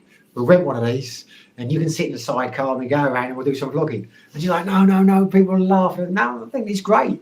We're going to do it, I tell you. So maybe some of the viewers want to tell and See, she's whispering and she's taking a long time to say it. Why don't you sit here and talk or say, what about the driving license? You can ask them about it. No, I already know. I looked into it. They don't know. No, I looked into it. I know the answer. I researched it. I'll tell you what she was saying in a minute, but I'm getting behind on the chat here. 1 and 0. Good morning from outside Washington, D.C. Good morning, mate. Welcome back. You've been on a few times now. Thanks for coming in. Always welcome. Nice of you to show your face or pop in the conversation. What are you doing, sweetie? What? Oh, she wants to switch the aircon off. She's crawling around here in the background, desperate not to get in the camera. Right. Let me know if you want. Mike Hinneman. I was once Volvo racing enthusiast. The 142 and the 1800 actually drove the T6 1.6 in early 80s. I'd have to pick the laptop up. I'm struggling to read from this distance. It's embarrassing. I'll get it a bit closer. How's that sound? Right. Volvos, nice cars. Drove a lot of Volvos when I was in Sweden. Surprise, surprise. They're good cars. They're good cars for those conditions.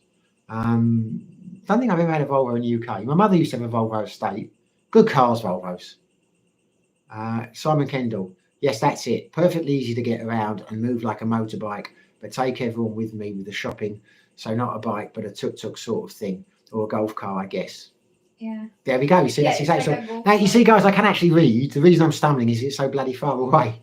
Amiga came with pipe and slippers, LOL. Well, yeah, it probably did, but it was a big car. It was coming. I mean, that was a beast. That thing, 6 cylinders, I think it was. But it was perfect. It was perfect for the job I was doing because I was doing a lot of miles and it was damn comfortable. It had the heated seats, and it was a nice car. Jack Star, sorry, buddy, got to pick my daughter up for her meeting. Nice to see you all guys again. Yeah, Jack, mate. Thanks again, mate. Always appreciate you being here. Obviously appreciate the donations and things. I hope you didn't leave before I read that. But because you may don't take me a while to catch up. But yeah, Jack, be lucky, mate. Good luck with the lady, you know, the one you've narrowed it down to. And I hope the things with the daughter sort themselves out, mate. I'm sure they will. Be lucky, mate. Trevor Harvey, Holden is GM in Australia like Vauxhall in the UK. Okay. There we are. That makes sense. Glenn, sidecar would be great. Yeah, wouldn't it? I'm a bit. The thing that will stop me doing it is not Ellen's embarrassment. That would add to it. I would love the fact that she was embarrassed, that angry little face looking up me from the sidecar. Because when she's on the back, I can't see what she's doing. But she's in the sidecar. I could be looking down at her, you know, keeping an eye on her, making sure she's videoing what I'm telling her to video, snapping at her the way I do. But I just don't know how easy it would be to drive one. I've never driven one. A mate of mine, well, not a mate of mine, my ex-girlfriend in Thailand, when I was up in the mountains, her brother had a scooter which had like a sidecar on the side of it, but it was just like a boxed off thing, which you'd like put sacks of rice in it and transport them around. And I borrowed that a couple of times because he'd gone off on my scooter. He always took my scooter. He used to really wind me up. He'd gone off on that, and I didn't know where mine was, so I'd take his. I did not like it. It was not nice to drive. I'd be a bit wary of driving a scooter with a sidecar in Pattaya because the handling is going to be different, isn't it? But we will see.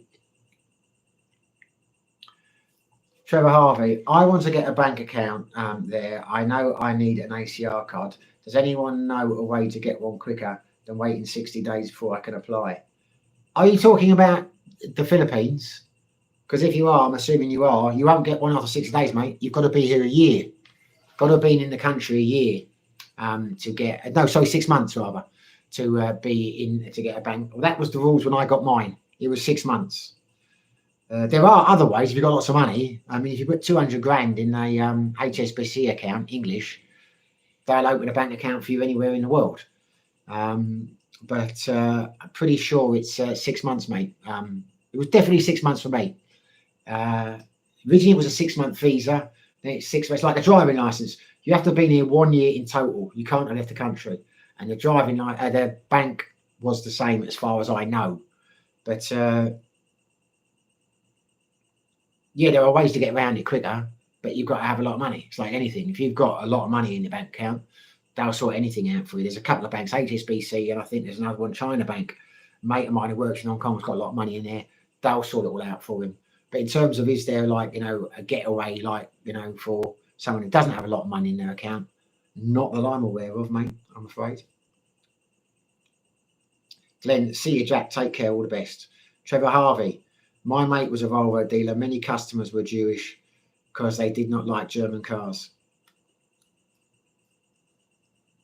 Well, there you go. Why do they not like German cars? I think I know why. Trevor Harvey, get yourself a USMI card. No need for an ACR. You just need 350 pesos and your passport. You can load them from Gcash or Western Union or Remedy. See, I'm going to have to pick it back up again because I can't read it. Or Remedy. I couldn't get my BDO on a tourist ACR. Trevor Harvey, I had to with my SSRV before I could open one, and it was still a pain in the ass. Yeah, well, Simon, yeah, you were unlucky. I mean, I got it okay, but that's just the luck of the draw, I guess. Ones and zeros. I'm embarrassed that America has such a love affair with cars, but we can hardly make any that other countries want to buy. LOL. Yeah. Well, that's the funny thing, isn't it? I mean, that is the reality. It's like it's nonsense with these tariffs and things. I've heard a few people, and I've watched some of the American channels saying like they don't buy our cars. It's got nothing to do with tariffs. Nobody wants American cars because they're not built for Europe. I mean, don't get me wrong. I'm not knocking American cars.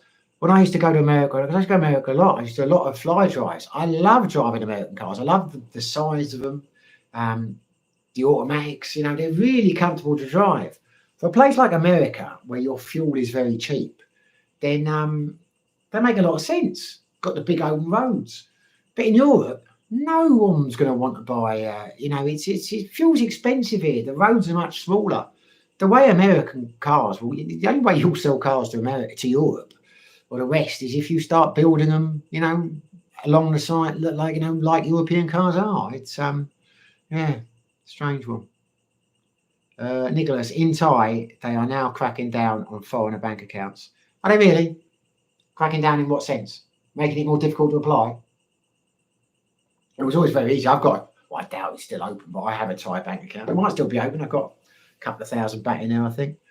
But it was very easy when I opened mine. I just went to the bank and opened it.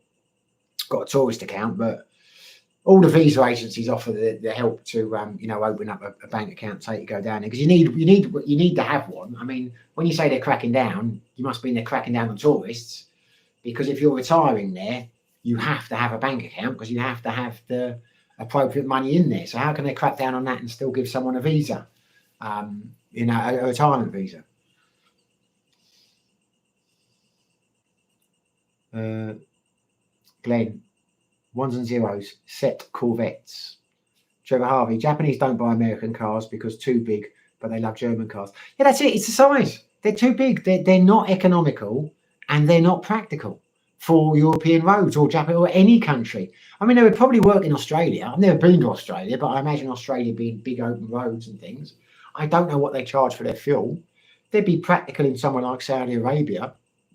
But, you're never going to sell American cars to the majority of Western countries because they're just so impractical. I mean, it's like when I was in the Air Force, they had those old Humvees that they used to use. The old, their equivalent, their SP police and that, they'd drive around in those. They'd only do like 10 miles to the gallon. It's like ludicrous. Give me a Land Rover any day.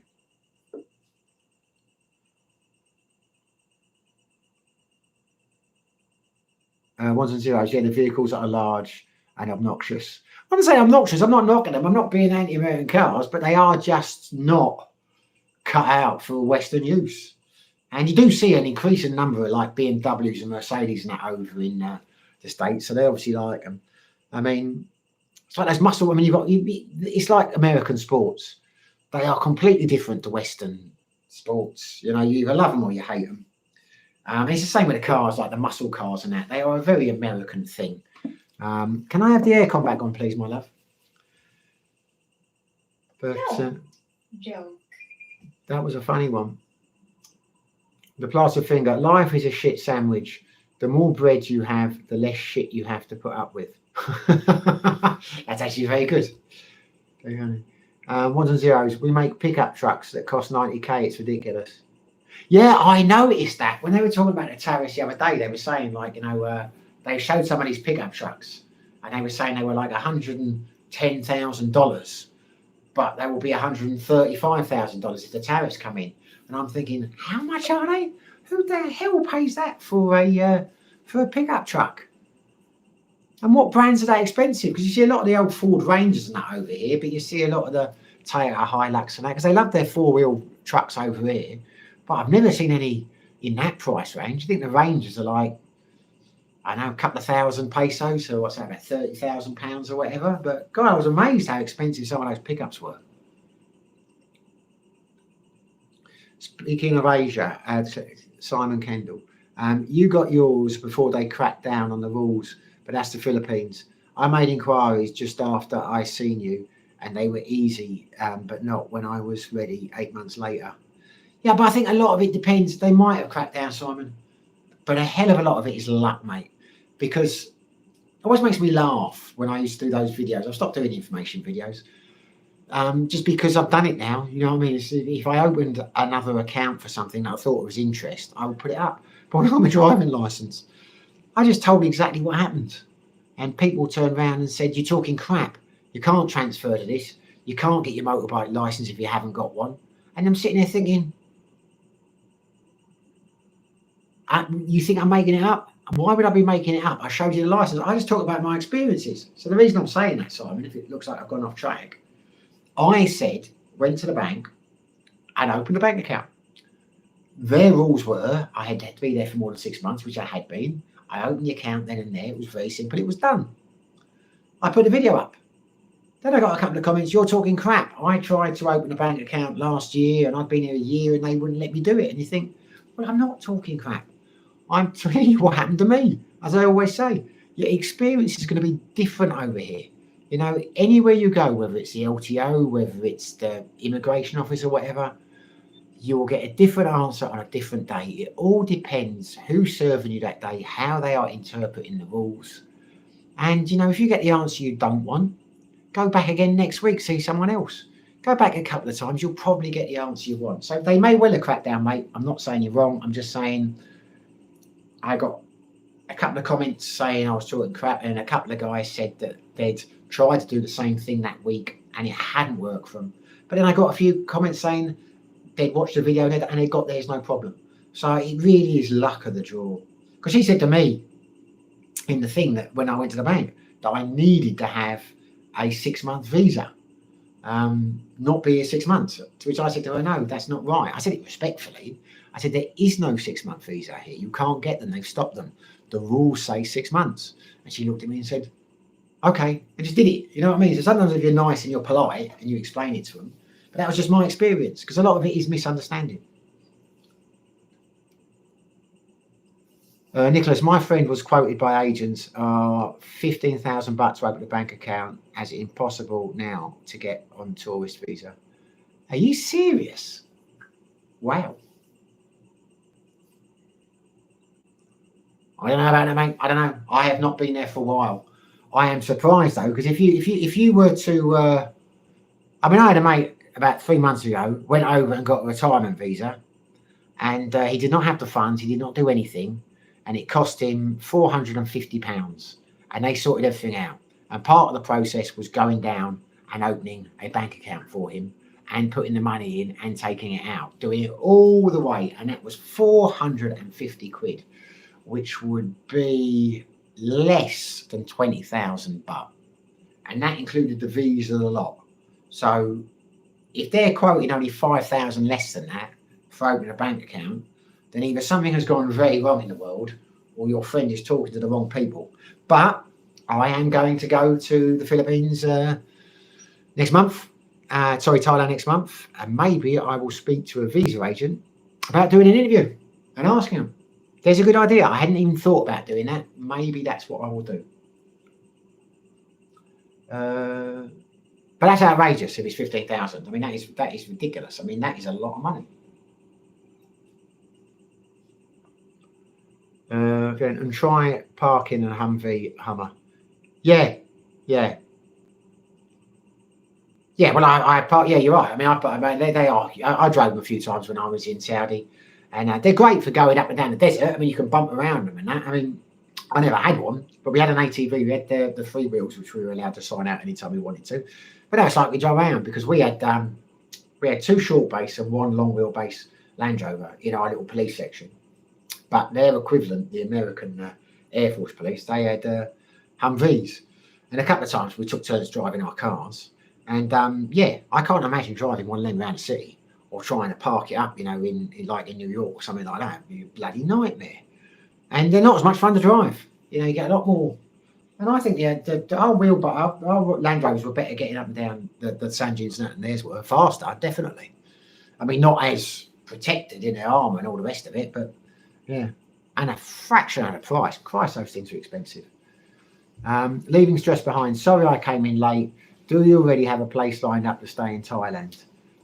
Yeah, we do. I've booked a hotel in Khao San Road for the first 3 days. And then I've booked a place in Pattaya for the last 5 days. We're only going to be there 8 nights. It's a flying visit. And one of them is a place I've stayed before. I love it. It's no frills. It's a very basic place. But I've stayed there, about 8, 9, 10 times. But it's perfect location. It's bang on the entrance of, or bang next to the entrance to the Khao San Road. And the beauty of it is, nearly all the hotels down there are noisy. And I'm a bit worried now because whenever I've stayed there before, the rooms don't have windows, which a lot of people won't like. Ellen was straight away, why there's no window? Why is no window? Because I told her there was no window. And I said, because it's perfect, because you can sleep. It gets so noisy down there, particularly in Songkran. Now, I know we're not going to be there in Songkran, but whenever I went to Bangkok, you get talking to other people and we complaining I hadn't slept for 3 days because it was too noisy. And I said, get yourself in this place. Well, I tell you now, I'm staying in the Thai Cozy House. And it's incredibly quiet because they've got no windows and the walls are really soundproof and the bed's really comfortable. I mean, it's no frills, it's a 3-star, it's nothing flash. But when I looked at the booking, Ellen told me, it actually says we got windows and a balcony. So I'm starting to wonder now, I'm starting to worry, have they refurbished the place and changed it? Because one of the things I didn't want was windows and a balcony on the Khao San Road, but it's a perfect location. And the other place we're staying in, I've never stayed there, but I walked past it many times because it wasn't far from where I used to have my apartment in Jomtien, and it is perfect for the back buses. It's literally bang smack. You walk up to Beach Road and you can jump straight on again and come off. And it's got good reviews. Trouble is, when I was watching a vlog the other day, because I've started watching some Thai vlogs, they're saying that Beach Road is closed because they're doing these roadworks on it, so you can't get the bus coming back. But as I understand it, you get it from Second Road, which is even easier because our hotel backs onto Second Road. So anyway, so basically the hotels, I have chosen them for location because it's all important in Thailand. It's all important. You don't want somewhere in Jomtien. I've stayed in some really nice hotels at the end of the drag, and you can't get there at night. The trikes, you end up getting motorbike taxis and that all the time. You got to go in, you got to flag people down in the early hours. Location's a big thing for me when I plan trips now. Trevor Harvey, Australians buy Korean cars because they are cheap. In Australia, cars keep their value. What brands are Korean then? Hyundai? Hyundai's Korean, isn't it? Hyundai! Is that how you say it? I think that's how you say it. Hyundai! How do you think you say it? How do you think you say it? Hyundai. Well, there you go. I don't know. Trevor Harvey, banks depend on who you know over there. Well, maybe. As I say, I had no problems. I think it really depends on who's working on a desk when you go in yourself. But the rules change on a daily basis. What was will be, what is will be no more. It's The Y is silent. It's Hyundai. Well, okay.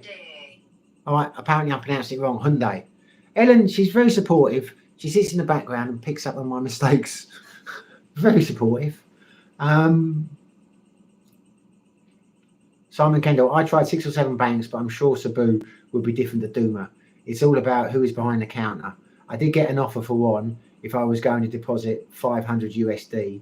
Again, USI was great, Gcash is great.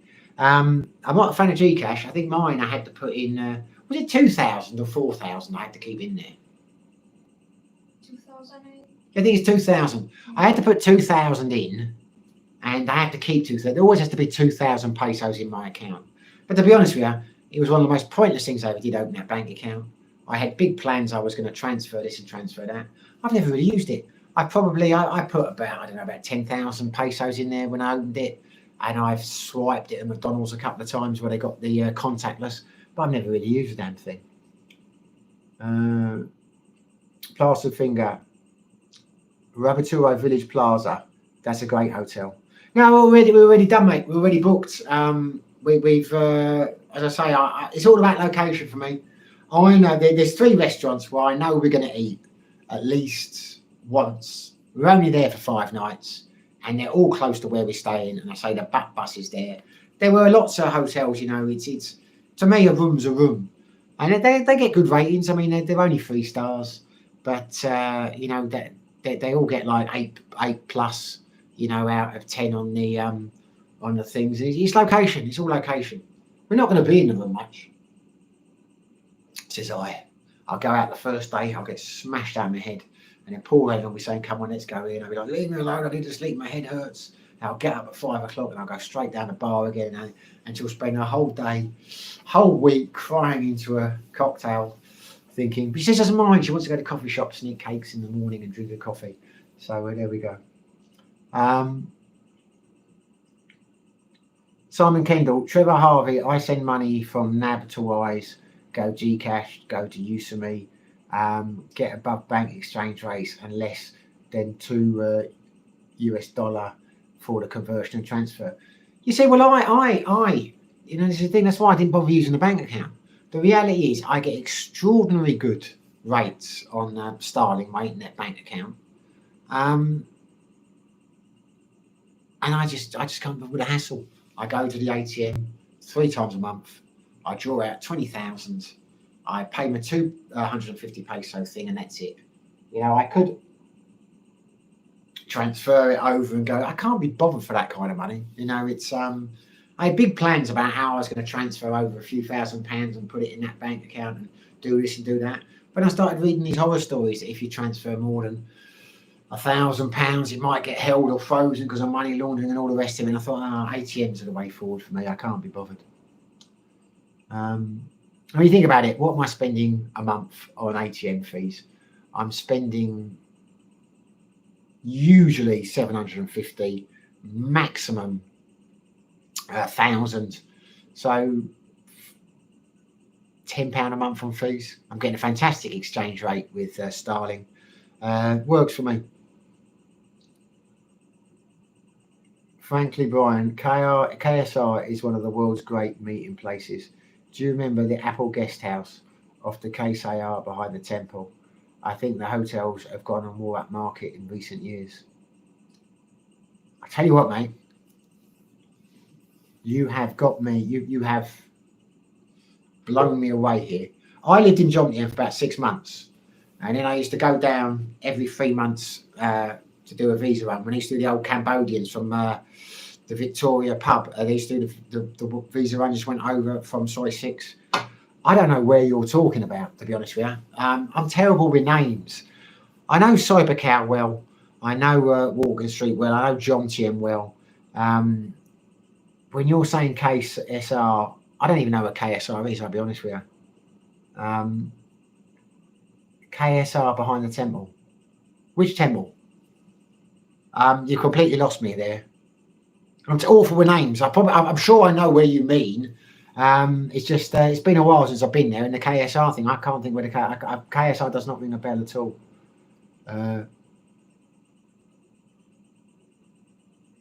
And Infante, I'm currently out now, but stopping by to say a quick hello. We were asking about you, Adam.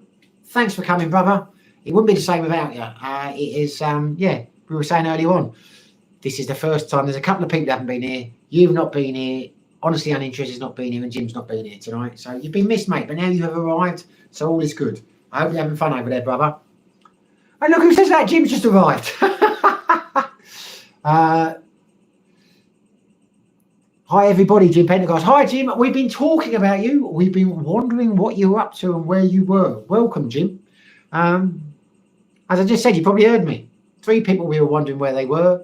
2 of them have turned up, honestly uninterested. We'll pop our little head up now and say hello. Welcome, Jim. Trevor Harvey, Wise seems like a good way. No, I don't think so, mate. I tell you now, Wise is okay. For me, Starling is a million times better. When I came here, I had a Wise account. I've still got a Wise account. I have used Wise to pay for our trip in terms of the holiday hotels and things. I still use my Wise card, but I didn't realise when I got here that Wise only give you 2 withdrawals a month, and then they charge a fee. With Starling, my bank account is an internet bank account. I don't get charged any fees no matter how many withdrawals I do, and the times I have transferred money, it's only been like a peso or whatever, but Starling has been slightly better than Wise. But it's all been really good. It's always been just after the market value. Always makes me laugh. I meet a lot of American friends over here.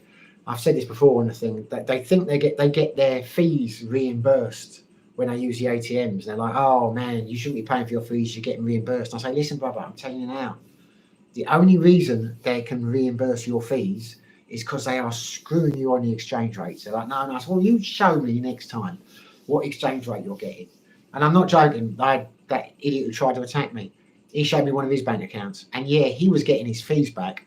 But on 20,000 pesos, I was getting about £30 better off than him on the exchange rate. So, of course, they're reimbursing you the fees.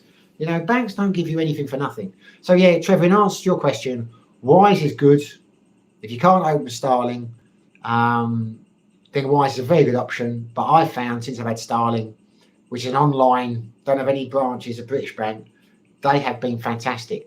And what's really amazing about them, which was why I recommend them so highly, I've had a couple of instances over here where I haven't been able to, I can't think what they were. I wanted to transfer some money to another account and I couldn't remember what my password was to do that. And you know yourself, I still am in NatWest, but I never use them over here. It's a nightmare if you can't remember a PIN number or whatever. They've got to post this out, they've got to send it here, send that. The 2 times I've had problems with Starling, all we have to do is make a quick video, upload it.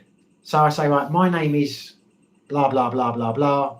I have forgotten my number, and I can't access this.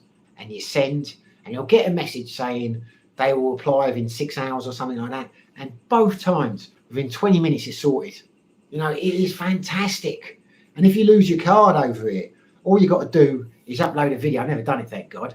Just upload a video, say what's happened.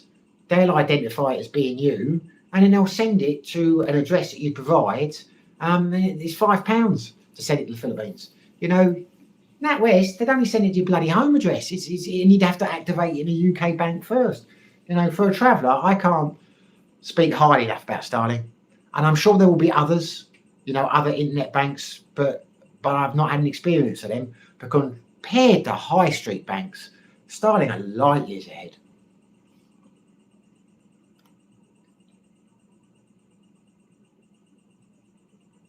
Leaving stress behind, any recommendations for a newbie going to Thailand, staying in a hotel next to the action? How long are you staying there for? It depends how long you're going for. I can recommend a few hotels on Walking Street, but I lived in a place called the D&D Guest House when I first moved there. If you're staying for a month, they offer you very good deals.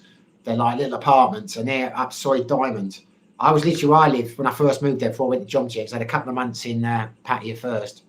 I was 100 metres from Soy Diamond, walking straight onto Walking Street.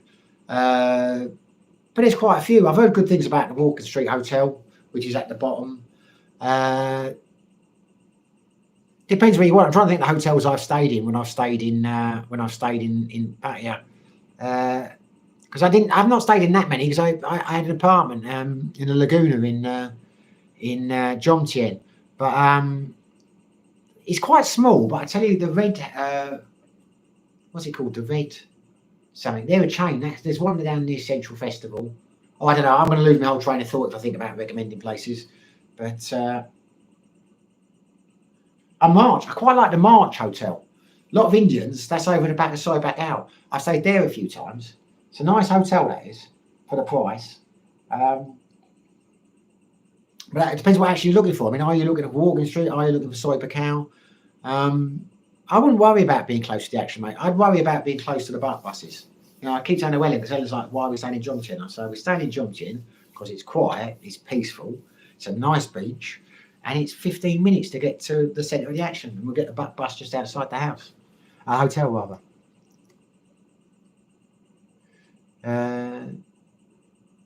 Jim, just been shopping, unfortunately. Oh, come on, mate, you must love it. Where do you go? I bet you're a Marks and Spencer's kind of chap, are you? Marks and Spencer's, or what's the other one? Waitrose. Bet you're a Waitrose chap. Wouldn't see you in Aldi. I'll bet on it. Scott Green. Hi, buddy, from New Zealand. Hi, Scott. Welcome back, mate. Franklin Bryan. Did you open your styling account with UK address? Yeah, I opened it in the UK before I came out here. I don't think you could do it. You have to have a UK address. You have to have a UK address, and you have to provide, you know, photo ID. I think I only had to provide my driving license. It was either something with, and you just upload it, and they give you an answer straight away. I think it was only one piece of ID. It was either a passport, which proved your identity and saying of address. I just needed my driving license, and it was all very easy. And the card came out. I mean, it might only be my experience, but they were brilliant.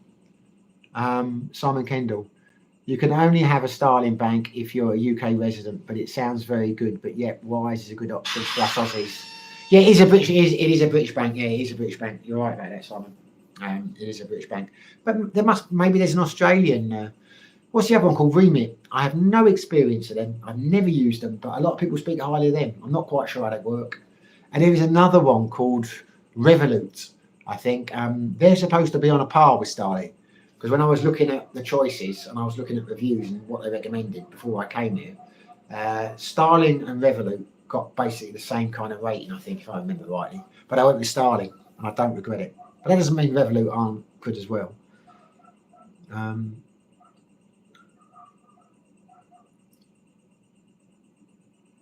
Glenn, do you have to open a Starling account in the UK? Yeah, same question. Yeah, mate, you have to open it in the UK.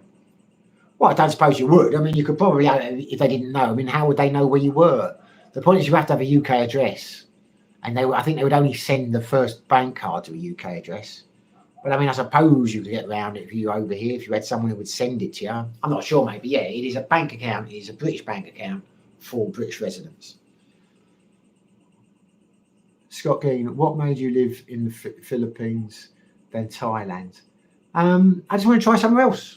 I just wanted to try somewhere else. And I was very happy in Thailand. I realised I could live there for the rest of my life quite happily. But when I first went to Thailand, I never thought I'd stay there long term.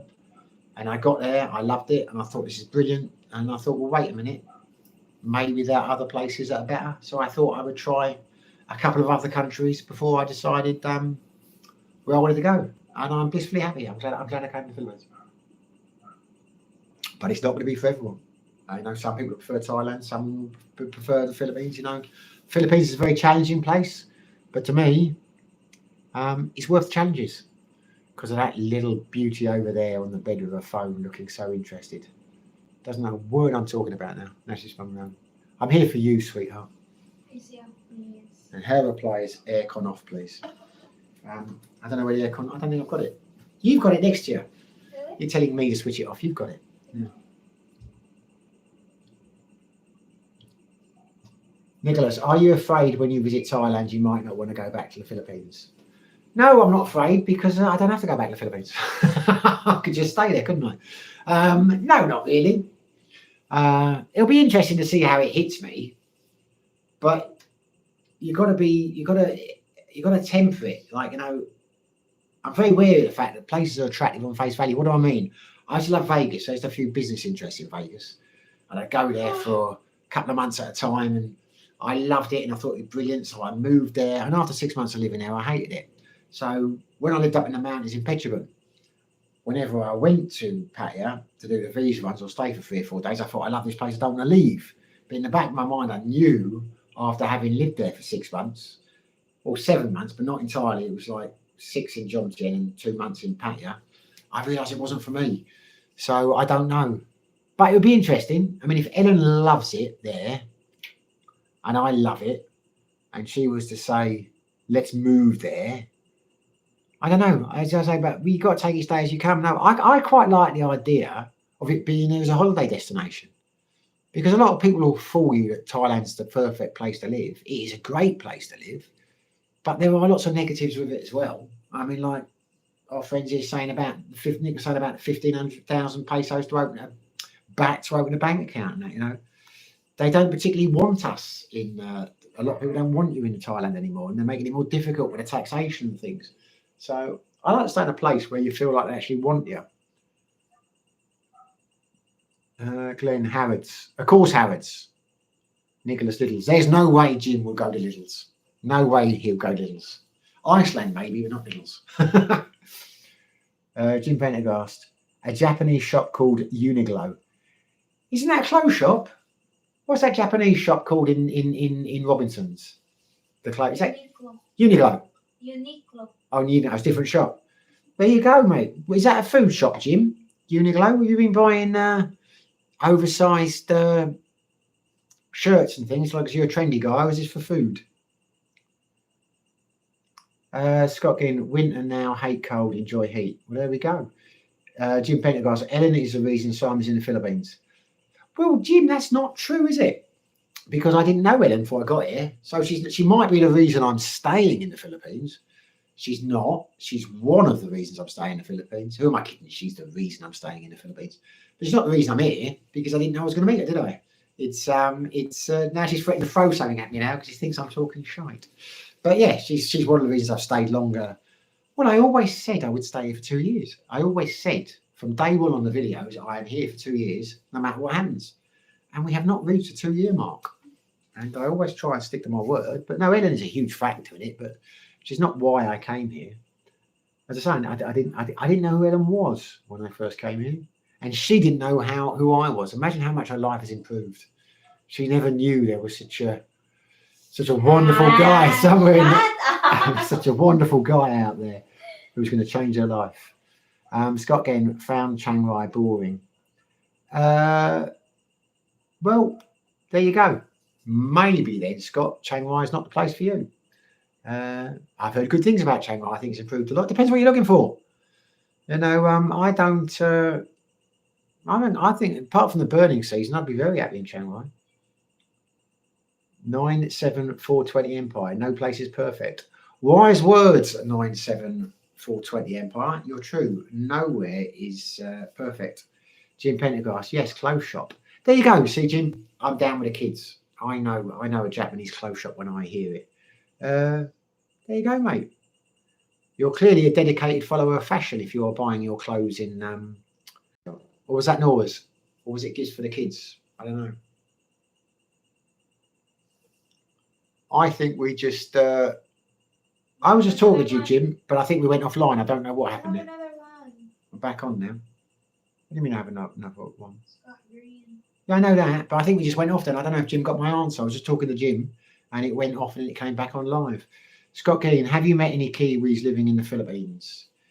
Yes. I was out the other day with a guy who's from the Philippines. Doug. 2 guys, New Zealanders. Brian and Don. Although Brian does not, I don't know what he does at the moment, because he kind of lives here, but he's got his tax issues, so he has to keep going back for so many months of the year. So he's back for 6 months and he's back off again or whatever. So I think you can call that living here.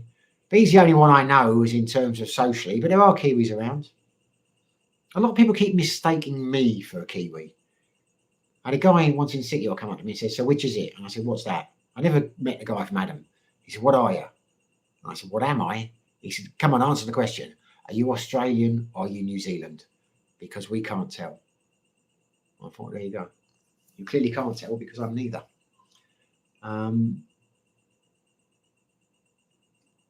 Nicholas, do you go Vegas to gamble? No, I don't go Vegas to gamble. I'm not a gambler. Can't abide gambling.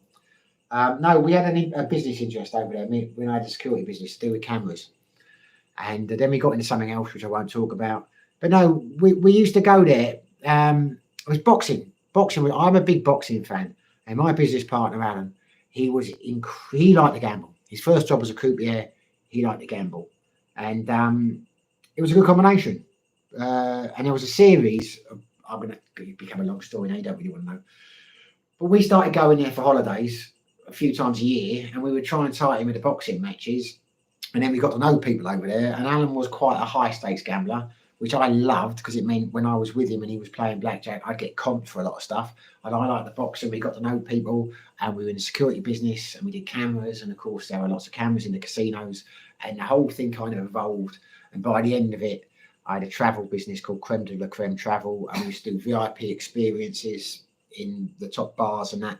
So no, I like Vegas for the friends I had over there and the lifestyle and the meals and the restaurants. It was never gambling. Gambling is not my thing. I like to win, don't get me wrong, but I hate to lose. So it's not for me at all. Jim Pendergrass, Nora's recommendation, more of a Primark man myself. It's there you go. So what's shopping for yourself, was it? I don't know, there's a Japanese shop which is very similar to that one, I think, in Robinson's. It is the one. And he's the same one. I thought it was just about, yeah. It did. So there's one in Robinson's here. And Ellen's taken me there before and said, get your stuff from here. And I'm like, I'm not a teenager. It's all like oversized shirts and trousers and things. She's going to dress me up. She's going to dress me up like some South Korean boy band. Not for me. If I was like, a 24-year-old, 25-year-old Filipino, yeah, I'd probably shop there. But no, I'm an old man. Well, the old chat has run up now. No one is really talking to us. So, and my cocktail is nearly done. So unless anyone's going to, Nora used to in Tokyo. Why is she? Oh, is that because she used to work? Is that when she was like a Because she used to work overseas when you first met her, wouldn't she? Have I got that wrong? Yeah, okay. She used to work in Japan, then I'm guessing. Probably find Trevor shops there. He's living in Tokyo. Ellen says it's the same place as we got in Robinson's, but Jim, yeah. Scott Gein, what visa like Philippines? Visa Philippines, very easy, mate. I've done a few videos on it if you look in the thingy page, but yeah, very easy. Come here on a tourist visa and you can stay for 3 years. Not many countries where that can happen. Simon Kendall, see you, mate. Yeah, be lucky, Simon. Thanks for dropping by. Thanks for everyone dropping by. Always nice to talk to people. Always nice to get 21 likes. If you're still there and you haven't liked, it would be fantastic if you did. Trying to get my numbers up. I've got 22 likes now. There we go. Plastered Finger, thanks for another entertaining evening, mate. Have a good evening. No, thanks, mate. You've made it fun. Thanks for coming. Scott Gein, gee, that good visa. Yeah, it is a good visa, mate. There's nowhere easier really than the Philippines if you're going to be as a tourist, not retire. Glenn, excellent. Have a great week. You too, Glenn. Thanks for dropping by, mate. Much appreciated. Thanks for coming, Jim. Take care, brother. Love the Nora. I think everyone else is all here. Thanks for stopping by, wherever you are. Scott Gein, good chat. Show well done, thanks. Glenn, see you, Jim. Adam's Amazing World, great show. I'm sorry I missed it till the end. I say Adam's Amazing World, you kept quiet. You've only just popped in. Well, mate, it's every Tuesday, 7 o'clock Filipino time. Hope to catch you on the next one. Anyway, thanks for dropping by. Whatever you're doing, wherever you are, stay safe, be lucky.